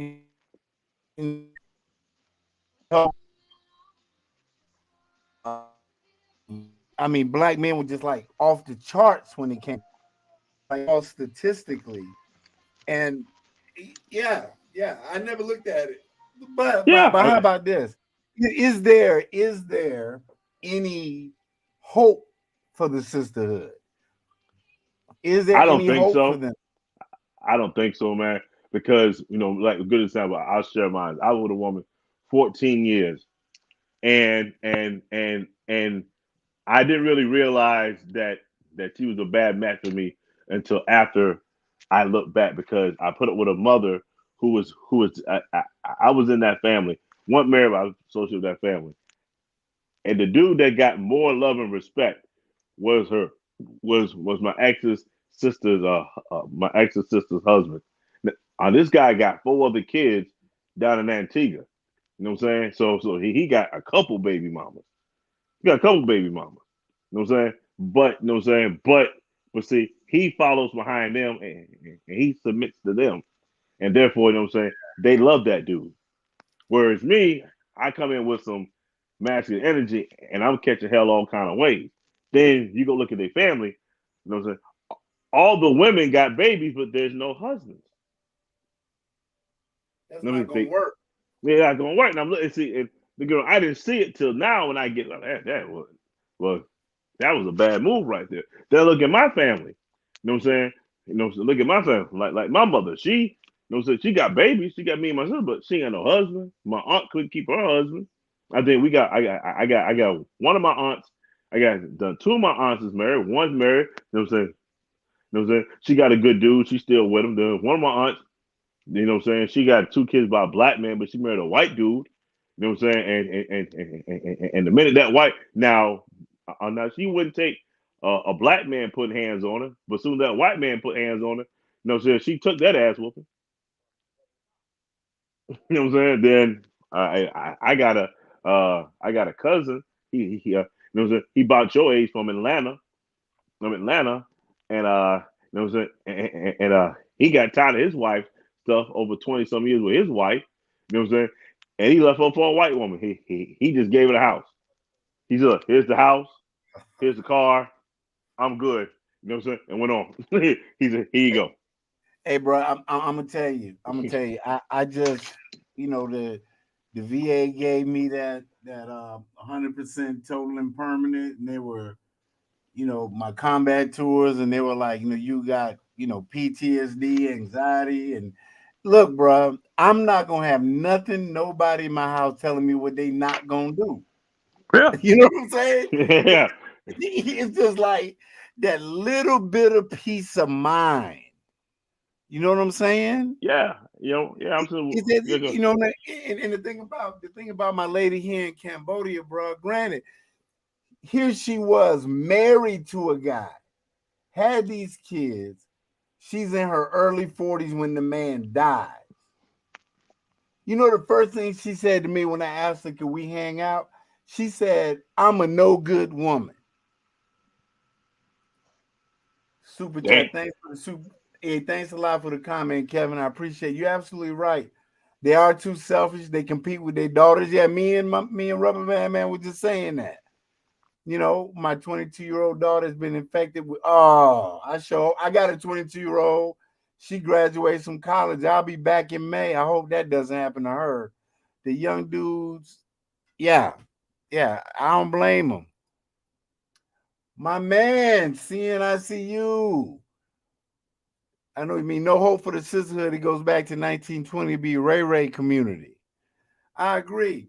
But bruh, the Rubber Band, like I was saying before, y'all brothers can join in. The link is in the chat. Hey, bruh, the thing is, she told me, she said, baby, I'm 40 years old. I got these kids. Even though now the kids are taking care of themselves, you understand? They Yeah. taking care of themselves. And she said, I am a no good woman. She said, in my Cambodian culture, I'm not just a leftover, because you got leftover women here in this culture that ain't even got kids. They just like in their late 20s, early 30s, not married. She said, I'm a double whammy. I got kids, I got I said, man, as good as you treat me, shit, as good as you treat me, I ain't never heard once, you ain't my daddy, you ain't this, you ain't that. I mean, we just don't, every now and then, just like any relationship, because for a while there, she believed that money just like I planted $100 bills in the backyard. We had to have that come to Jesus meeting before. I was at that told her, look, every guy, just because I'm from the West don't mean that I'm a millionaire. You know what I'm saying? So Yeah. every relationship had to have that. But I'll tell you this, in the back of her mind, she knows she gets to live a life now she never thought she would live before or could live before, and she appreciates it. Yeah. It's funny you say that because there's a brother on YouTube. He's in Vietnam. I haven't seen a post in a while, but he was in Vietnam, and he's got a stepdaughter, a Vietnamese stepdaughter. And he said at first it took him. He said she's a good girl, but he said every day she come for him and bow before him and say basically translate. She bow and thank him, and he asks his girlfriend, "Eh, what's she thanking me for?" She thanking you for recognizing for recognizing her as your daughter. I know She was exactly how we feel. he was like it caught him off guard, bro. He said he just never, he said and he said well she said and then I remember what she said. He wasn't used to that. He said, man, he's yeah. She thanked him for recognizing her as a daughter. I mean, he whenever he doing his YouTube, and she called him daddy. She run up to him, and he's like, and this child don't share his blood. You know what I'm saying? But she thank him every day for being her life as her father. You know what That's I'm how saying? that's how these girls here do me. That's how these girls, because it took a year, because they're grown. It took a while. It took a year, whatever. When I got sick, I got real sick last year. These girls waited on me hand and foot, bro. They waited on me hand and foot. They said, hey, we love you, Dad. We love you. They said, but you need to go back to the States and get the care you need. We gonna miss you. You know what I'm saying? But we need you Yeah. to go back because we need you. And then one of them, the 23-year-old, you know how there's always one of them that's got that attitude that's got that little spunk that you really like. You know what I'm Yeah, saying? That's yeah. the one that I used to always mess with. So I used to always, hey, the whole family going to dinner, and I used to tell her, Ching Ching, you can come too. And she'd be like, all right, whatever. You know what I'm saying? I mean, it was that type of thing. But when I came back from the US, man, at the airport, that girl ran up to me, gave me the tightest hug, and then she said, I love you just like my real dad. Yeah, I mean, it's Damn. I was like, it's a patriarchal culture. It's like like I was watching some of these brothers who are in Colombia, but I mean Colombia and these places, man. And these women, like I see some of these black men, man, and these women are truly happy, man, to have these men in their life. I'm talking about, and these are just brothers making 50K a year. You know what I'm saying? These brothers making 50K. They ain't making 100K, nothing like that. Nothing like that. You know what I'm saying? But they happy to have. You know what I'm saying? I saw one brother. I think it's Passport Solo, whatever his name. And his wife, she got a smile on her face like crazy. She just loved that brother. well, because the thing that I found is it's a win-win situation. It's a win-win situation for everybody involved. You understand what I'm saying? I mean, because that woman is, you're affording, and it goes both ways, right? You're affording her a life that she probably wouldn't get any other way because of what you're able to earn, right? Yeah. You know what I'm saying? And so pretty much, like I try to tell these brothers, it's on you. It's like, if you like, especially in Colombia, if you go down to Colombia and you establish your relationship about money, like the first time you see her, I found out because I stayed in Medellin for about 3.5 months, and I got Hmm. an Airbnb, not in the tourist area, not in the hood either, but and I was there, and I used to just sit and have coffee and talk to the Colombian girls, and they said, "Let me tell you what we don't like about gringos." They say it don't impress us when you reach in your pocket and put out a whole bunch of money. Actually, it offends us because it makes us feel like you're trying to buy us. Yeah. You're right. I noticed a brother said one day down there in Brazil or And you Colombia. not gonna knock off a Colombian chick, bruh. I'm trying to tell you. All these guys keep talking about finding a regular chick. If you're in Medellin and you hang out in the tourist area, El Poblado or Provenza or Lares Park, you're hanging out, and a Colombian, a Paisa woman walks up to you first and says, "Hey, what's up? What you doing?" She's a working girl. Yeah. Is They that what a will brother? not. You got to meet that grandmama, the granddaddy, the daddy. Yeah. You got to meet the family. I mean, you got to do all of that because, like you said, it's a patriarchal society, and the normal girls are just not gonna do that. Yeah. And Heck, like, I was. like me Yeah. being 52, I love it. I love that. Yeah. I was watching one video from Ace live. Because like Ace is a celebrity in Latin America. I'm talking about. I Yeah, mean, yeah. I mean, people know Ace. I mean, those Hispanic people know Ace live, and they protect him. And I keep telling. I mean, because Ace, like, Ace was one day he was doing a live stream, and this father watches Ace on a regular basis, and his father sent his daughter because they knew where he was.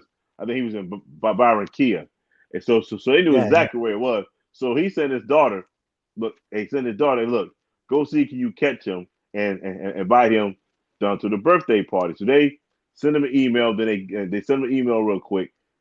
Then and they got up with him.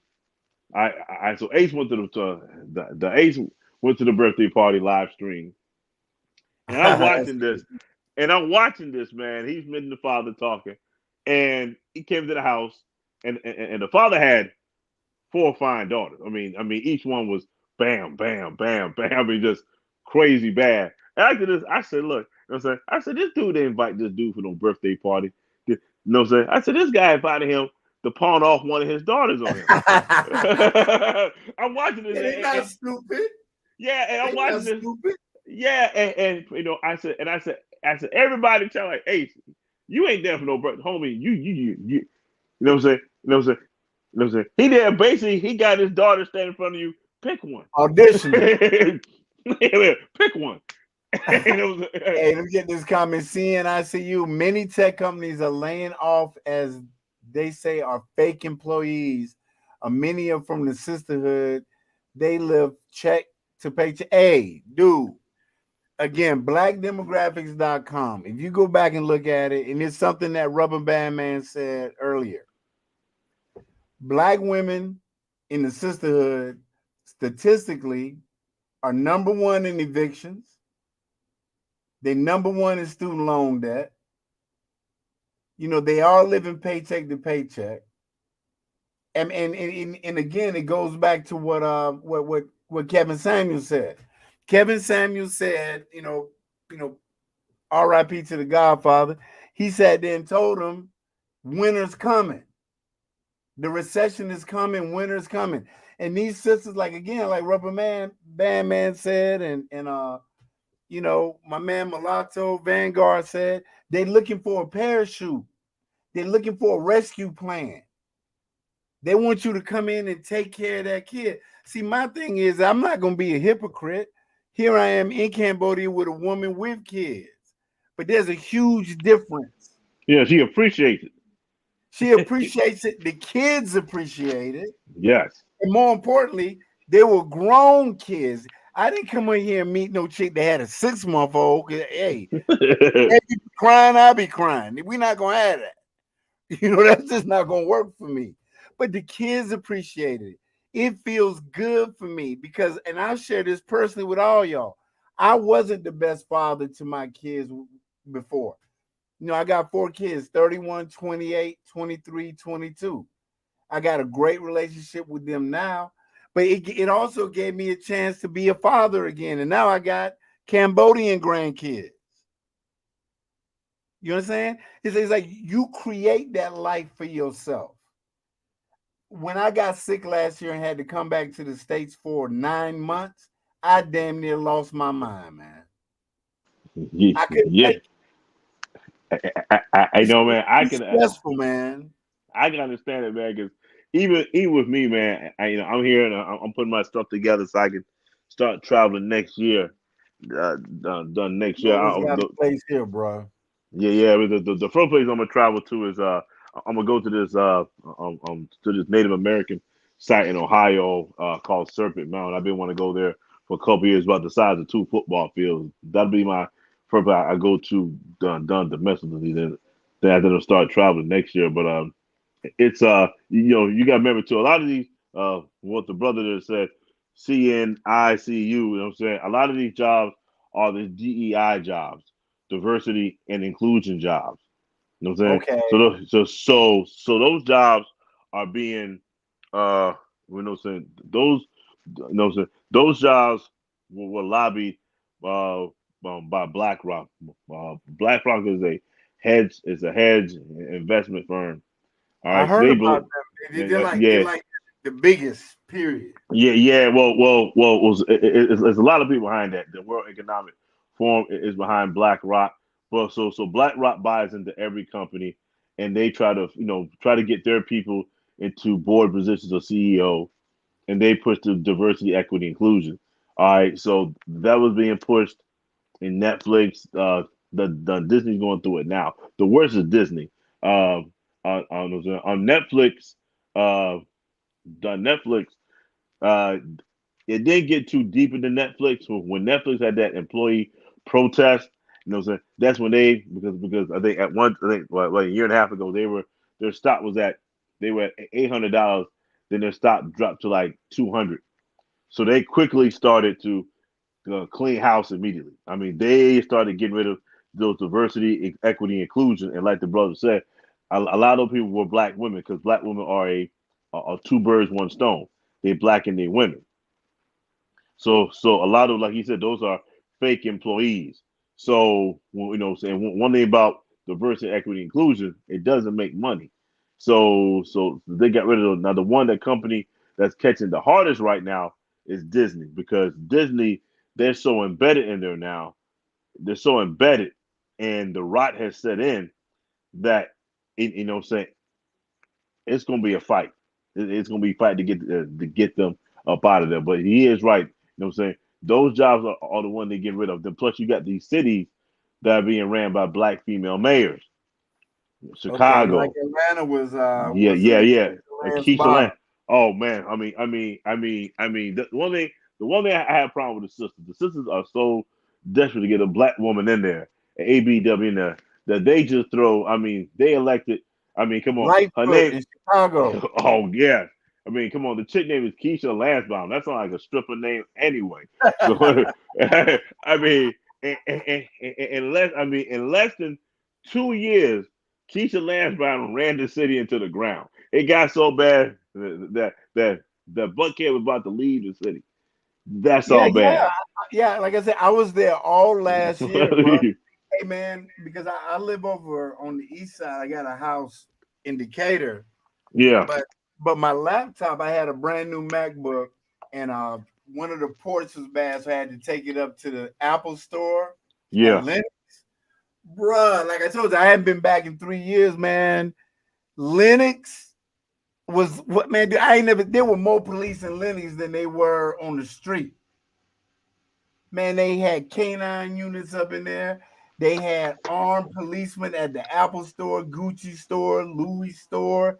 I mean, dude, and I could understand. And then when I got ready to leave, you know, have you been to Linux before? Yeah, I've been there because my sister live in Atlanta. She stay in Buckhead. You know what I'm saying? She stay in Yeah, Buckhead. okay. The bottom floor when you go in the parking lot, you can walk through Macy's. Yeah, yeah. I was parked out there, like on the Peachtree, like the Peachtree Cheshire Bridge, or whatever Yeah, yeah, side yeah, yeah. over there. Man, these brothers, man, I see these like 6 brothers all bent down behind the back of this SUV. Like 6, and they had their pants all down, white tees, wife beaters, and I'm looking, dude, they shooting dice in the parking lot, man. Hey, look, man. Hey, look, man. The crime, a lot of that crime in Atlanta under last ball, a lot of that crime was committed by sisters. Like they had a sister who got pissed off at somebody, and a drive-by happened. And when they had it on camera, because everybody presumed it was black men who were doing the drive-by. And when the Waffle House pulled the camera, it was a sister leaning out the car with the gat, spraying up the spraying up the Waffle House. You know what I'm my saying? woman. Yeah, it was a woman. Then after that, it was another mall in Atlanta. I think it was no saying the Lenox Mall. Yeah, it was Lenox Mall too, where the sister she was running the robbery. You know what I'm saying? The 2 brothers, she was giving the orders to the brothers. You know what I'm saying? And she had the gat. You know what I'm saying? She had the gat because they were done robbing people and stuff. It was a sister running the robbery. That's Yeah. crazy. And hold on a sec. Since I see you right, I mean that I watched the video. If you watch one of the almost last videos toward the end that Kevin Samuels made, he talked about the coming recession that was coming and how these sisters were living paycheck to paycheck and how winter was coming for them. Even Dennis Sperling touched upon it. Uncle D touched upon it. That's why he said, I'm the winter king or whatever. He said, winter's here. And these sisters are also, and to tie that into what Rubber Band Man said, sisters are starting to lead the nation now in crime, incarceration. Yeah, because it's easier to handle women than men in jail. Hey, it's Kevin, easier. Kevin 3095, I just hit you with the email address right there. So let me know if you got it. Hey, because and anybody that's in the chat can hit me up too. Hey, Rubber Band, I wanted to ask you about this because every year since I've been here, the past 4 years, I had like no real access to like Western TV, the news. So Yeah. and I wouldn't watch CNN or nothing like that. Yeah. But I got an Amazon Fire Stick, right? Yeah. So now I'm able to get like like LA, Yeah. Dallas, Yeah. Yeah. Miami, local Yeah. news. Bro, what is going on with these people getting hit up with these PPP loans they did? Oh yeah. Back when Trump was done president, what I'm saying, which that's one of the problems. I was a fan of Trump, but when COVID when the coup hit, it's a lot of things, man, that they should have put some safeguards in. I know what I'm saying. Sometimes I got you. so sometimes you don't just I understand a pandemic, but you just don't pass legislation to try to get money out there. So I mean, you got people. You had black folks who were putting in for PPP loans who had 5 employees, but they lying saying they had 25 getting $10 million, 10 and $5 million. I mean, they were forging documents left and right. You know what I'm saying? They were forging documents left and right. And now since they're going back and now since they didn't put those safeguards in at first, so now they got to go backtrack and find out, and find out with the IRS and stuff, look at your tax returns.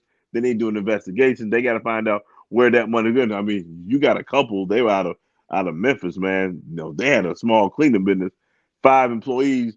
They claimed they had 50, and they took that. They got like $5 million in PPP loans, and they went and bought a mansion, cars. Oh, they balled out, and then but they in trouble right now. Hey, bro, I was blown away. I was actually blown away when I watched the what you call it. I watched the special on that.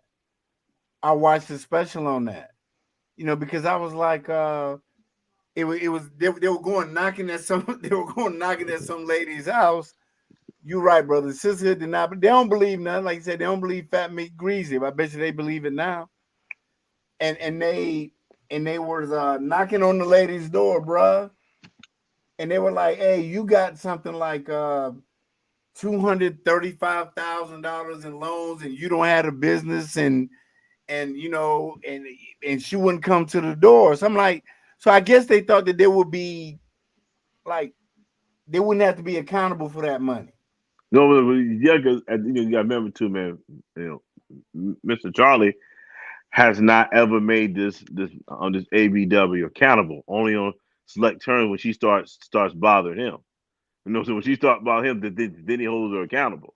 You know what I'm saying? But before, he's never held her accountable for none of the stuff she does. So now that Mr. Charlie says she's messing up his money, and so now he's holding her accountable, and she ain't used to that. Because how they gonna balance that? Because it was something. Because you know that the black, I guess so. When you talk about that type of money, it doesn't matter. But the black woman is still a demographic that they want.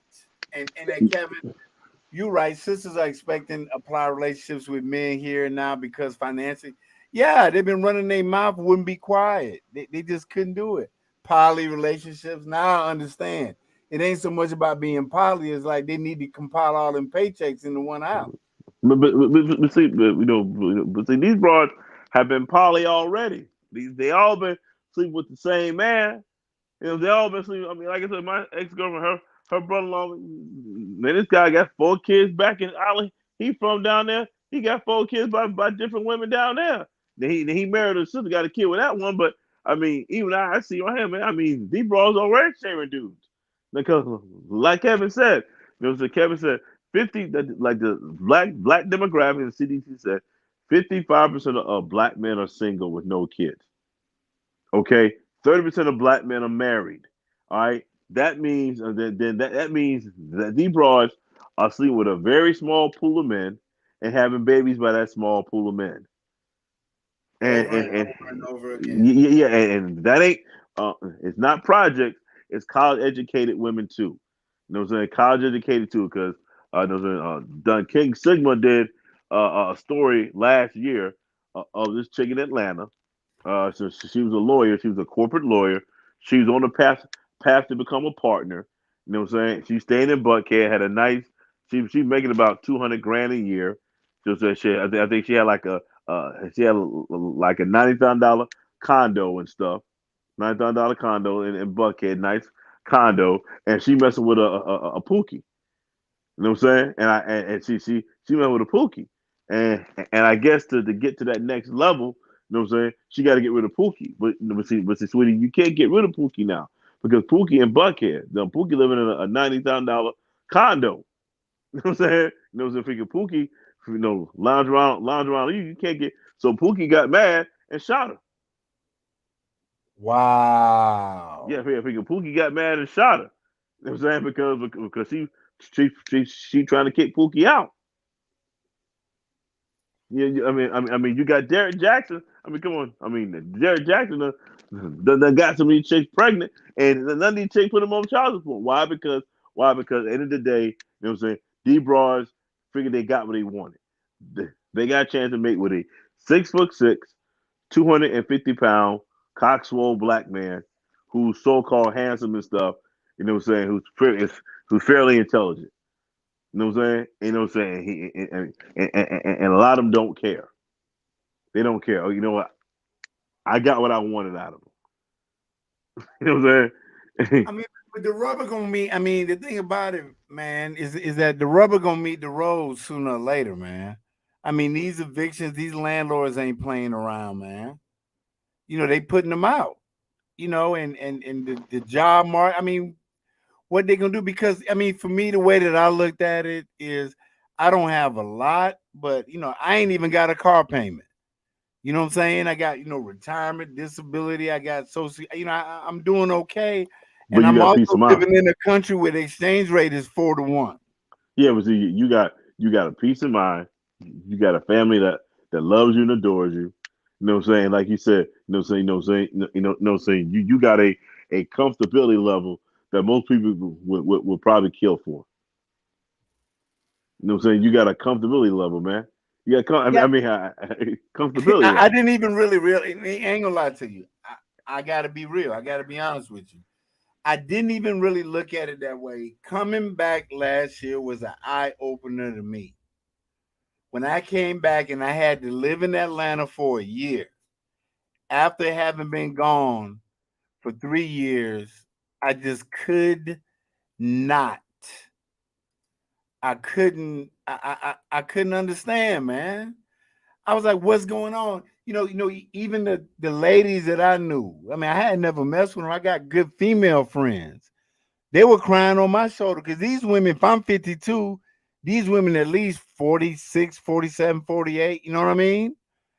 And they like, hey, I ain't got no man. I ain't even got the prospect of a man. Yeah, but And they see, couldn't feel all by themselves.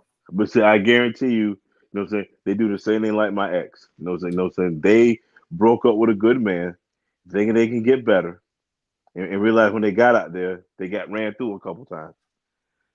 They got ran through a couple times, and now they realize, dang, you know what I'm saying? I had a good thing, but see, it's too late. So you got to remember, like, okay, like, it's remember, like, you know what I'm saying? You know what I'm saying? The Dennis Burley was on, you know what I'm saying, Ches Sade show, it was a couple months earlier, a while back. And he told Ches these two things. Now get it wrong. Ches claims that, you know what I'm saying, she's on our side, and you know what I'm saying, she's about, you know what I'm saying, she's trying to, I guess, with her and unsolicited security ball, they trying to educate these black women to change their ways. But you know what I'm saying, the Dennis Broder said something to her that which you know what I'm saying, which made her, which turned around, you know what I'm saying, and made her eyes just bug open like someone threw a dumb brick in her face. He said, okay, he said, I'm gonna tell you what's gonna happen. He said, some black men are gonna leave, and you know what I'm saying, they're gonna do what you do. You know what I'm saying? The hell with you, and they ain't coming back. He said they've totally checked out. Then you're gonna have some, they're gonna come back, they're gonna leave, and they're gonna come back with their foreign wife. Why? Because their game plan is to leave. But see, they can't do it right away. You know what I'm saying? Exactly. They gotta get some things in order. So they're gonna come back with their foreign wife, and their foreign wife, him, that man and his foreign wife are going to grind it out so that way they can leave. Now, in the process, he said they're going to have kids. He said, you know what I'm saying? He said that brother with his foreign wife is not going to go to the black church. He's not going to take, you know what I'm saying? You know what I'm saying? He is not going to be, you will not see his family black at the black church. He said, if he has kids, which he probably will, he said his sons, you know, so his sons will not be dating your daughters. He said because he's a wife because the wife ain't gonna let it. He said you can't call her racist. You know what I'm saying? They gonna call their son a black man, but he said they are not gonna let your daughter have access to, you know what I'm saying, you know, on their sons. And as soon as he said that to her, it's almost like someone threw a brick in her face because she never fathomed that. He said a lot of them are not gonna be dealing with y'all. He said because their whole sole purpose is to get their money right, get their house in order, so they can leave and not come back. Exactly, man. There was a Cambodian woman here. There was a girl here. Two of them. They used to be at the gym that I worked out at. Absolutely beautiful, smart, in their early 20s. They're both of them came from very affluent Khmer families. They own, you know, because here where I live in Siem Reap is Angkor Wat, so it's a big tourist city. Oh So yes, they sir, own, Angkor Wat. yeah. So they own here on National Road 6. They own these 300-room hotels or whatever. And these girls, their parents sent both of them to the same school in Singapore. So you know that wasn't cheap. Sent them to Singapore to learn a hotel management and hospitality. Those girls got their degree, came back to Cambodia, and we were working out. And I asked her, I was like, so who do y'all date? I mean, I said, you know, do y'all date like foreigners? And the girl just looked at me and she was like, not that I can tell my parents. She said, Dang. She said, yeah, you know, I've had like a foreign boyfriend. Like, she said, but I'm 24 years old and I got a curfew. There's a certain time I get home because my parents have made it clear to me that not only will I inherit the business, but I will marry a Cambodian guy and have Cambodian children to carry on our legacy. Yeah, yeah, man. I was like, God damn. Like, yeah, man. Hey, look, you know what I'm saying? They don't mess around, man. Like it's like you know what I'm saying? They don't look. You know what I'm saying? They don't mess around, man. When it comes to that, man. When it comes to maintaining the empire that has been built. You know what I'm saying? They have zero room for error. You know what I'm saying? They don't play that crap. They don't. I mean, you know, and that was another thing when, if you watch the video that I did about passport women, and I was being a smart ass, I put congratulations, passport women. But what I was really telling them is, you're not going to assimilate into the culture here. They're not going to marry you. Could you imagine? First of all, it won't happen. I can't even see it. One of these, you know, I mean, first of all, because Asians don't like other Asians. I found that out too. Because Japanese, I mean, the Vietnamese don't like the Thais. The Thais don't like the Cambodians. I mean, it's crazy. And don't nobody like the Chinese. But they're not gonna have that. No sisters think they're gonna, you know, they're not gonna do that. And oh man, what you said, what he told Shay was deep, because they're not gonna intermingle that. No. They're not gonna intermingle that. They're not gonna mix that blood together. No. I mean, you know, I mean, it's gonna be like it's like what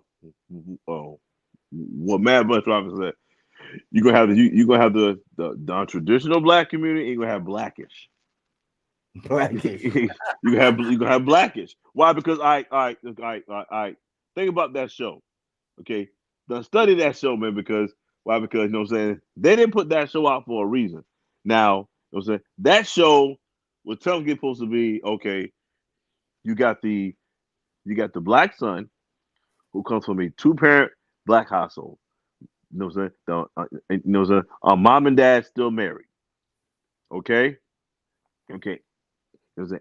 Everything in that show looks like a typical black family for one equation. One equation in that show is off. You know what I'm saying? It ain't off. It's just one equation, but you got to study it. You know what I'm saying? And that's the wife. Yeah. Now, originally, the wife was supposed to have been a black man with a white woman. You know what I'm saying? You know what I'm saying? That's supposed to have been her parents. You know what I'm saying? But Tracy Ellis Ross said she can't relate to that because her dad was white and her mother was black. So, all right, so Anthony Anderson, who wrote and produced the show, he switched the characters around and gave her the white father and the black mother, so that way she can kind of relate to the character. But either way, you know what I'm saying? You know what I'm saying? Okay, the kids look black, but the only person that is biracial is the wife. You know what I'm saying? And that's that's the blackest part of it. You know what I'm saying? Because why? Because those children are going to come through the line of a biracial black woman who doesn't have that dysfunction because she came from a two. You know what I'm saying? Because she came from a 2-parent home. 2-parent home where one of the kids is black, proud of father. You know what I'm saying? And the mother is white. You know what I'm saying? Because you got a lot of these white women raising black daughters. You know what I'm saying? And they doing a better job at raising black daughters. You know what I'm saying? Than Keisha is. Right. Hey, Kevin 3905 brothers, I would leave all my wealth to another culture in exchange for a wife that will give me children and peace of mind. Well, that's what you're supposed to do. Yeah, hey, I agree. And seeing you, I see you, but I expect wealthy Cambodia. See, the thing that I found out, which really blew my mind too, you make a great point, ICU, is when I was in Colombia, they had zones. The neighborhood. Like, you know what I'm talking about, Rubber Band? Like zone 1 all the way to zone 6. Yeah, they call them stratas. Yeah, strata. Where zone 6 is the highest, the most affluent. Well, Cambodia, socially is socioeconomically is much the same way. You're not gonna have a girl that is selling sugarcane juice on the side of the road marry a boy that's the governor's son. You understand what I'm saying? Not happening, dude. Not happening. And these are 2 Cambodians. You know what I'm saying? It just doesn't happen. They don't cross social cultures. And the thing is that one thing I do have to give the brothers that I don't think, William Bird, what's up, brother? Thank you so much, man, for the $5.99 super chat. My man William down in Florida. What's going on?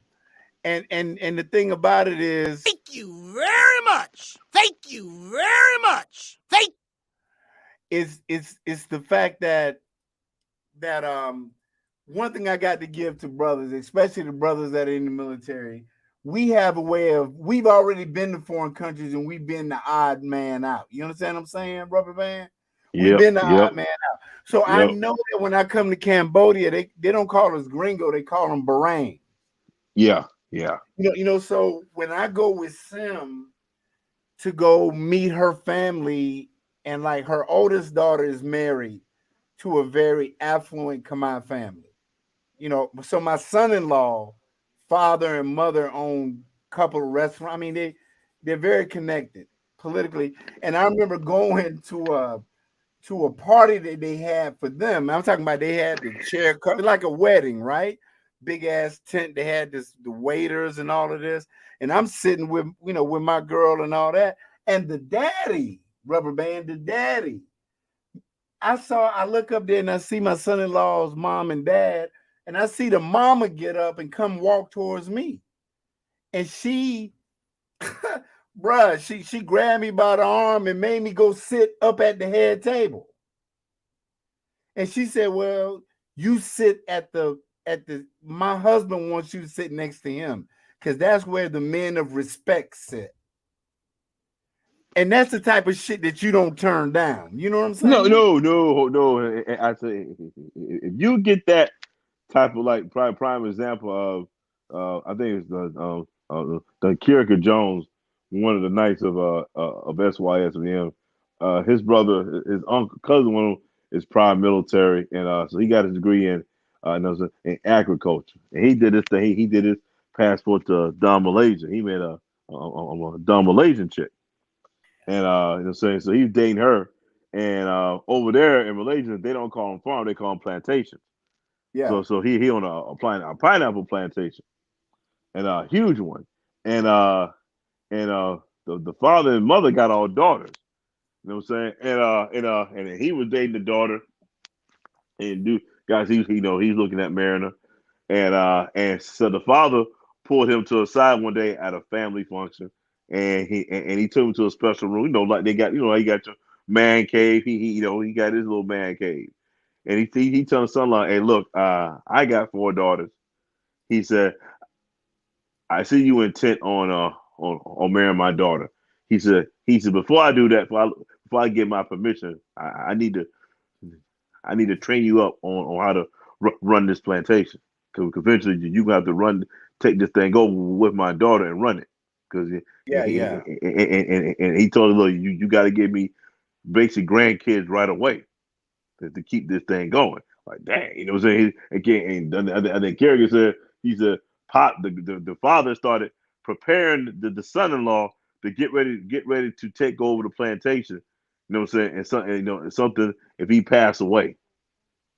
You know what I'm saying? And I'm like, dang, I mean, this black man, you know what I'm saying, walked into a hell of a situation. You know what I'm saying? He wanted a hell of a situation. Yeah, man. I mean, what I've learned how to do, man, is to sit back and even if I don't quite understand, I'm not afraid to ask questions. And I use her as that conduit. Hey, baby, we going over here for this. How does it work? What is the etiquette? What am I supposed to do? Tell me what to say. Tell me what not to say. And what they end up, and the thing is like once I moved into this house, we got a big complex here with a big yard, big entertainment area. So what I do is I try to at least once a week, I try to at least have the family come over because they really they don't want to go out to restaurants. They don't want to go out to places like that. What they want to do is they want to sit back and come out everybody and have music and drink and just have a good time. Yeah. As long as you respect their culture, because this is what I found out about, especially about Southeast Asia. Do not, under any circumstances, make an Asian person look bad or lose face in public. It's over. You know what I'm saying? You know how you see certain men and women, but most of these ABWs think it's cute to go off on somebody in public. Don't do that here. and brother, and that's why, and that's why these ABWs are not going to be traveling like that. Why? They Because won't last, man. They won't no. last. They won't last because first of all, the patriarchal the thing about these command men is that okay, you got the sorry ones that sit at the tuk-tuk stand and drink beer and smoke cigarettes all day. But you got the ones that are handling their business too. And whenever you see them with their wives, like out in public, bruh, it is literally she is that at least that one and a half step behind him when they walk in. Like even when they come to my house, she don't speak first. He speak first. And then he's like, "Oh, this is my wife," and then the kids, they wouldn't make it because their mamas let them down. They don't know how to act. It's funny you say that, man, because here now, man, it's like on these broads. I mean, the one that Chaz did say that I did like. She did say this. She said these broads are saying they're scared to compete because they don't know how to. know how to, because I know when his brother said he was in Colombia or Brazil, and dude just being a gentleman. He just being a gentleman to the mother-in-law and to his future mother-in-law and the women in the family, and and he got pulled to the side by the men of the family. He said he got pulled to the side. Like, hey, look, man, I know you from America, and he said you're basically not used to seeing. You guys aren't used to seeing done beautiful women in this mass. But he said down here, man, what I'm saying, he's a beautiful woman growing trees down here. He's a they don't he basically told his son, look, man, what I'm saying, he's what you doing and you doing, what I'm saying, don't wait too much. You doing way too much. You doing way too much. He said it's beautiful women done everywhere. Yeah. He said, and he said, the brother said that's what he had to kind of, even though he was just being a gentleman, but he had to learn their culture. He already learned the culture, man. You gotta learn the culture. Hey, Rubber Band, it's been great, dude. I Me too, man. gotta get up out of here, man. Me too. I'm about to get in so I can turn in. I had to work in the morning, man. Hey, look, All right, I man. love Hey, it. dude. Hey, thanks so much, man. Love and appreciate the time. William Bird, everybody else Peace. that's left. Kevin, peace out, man.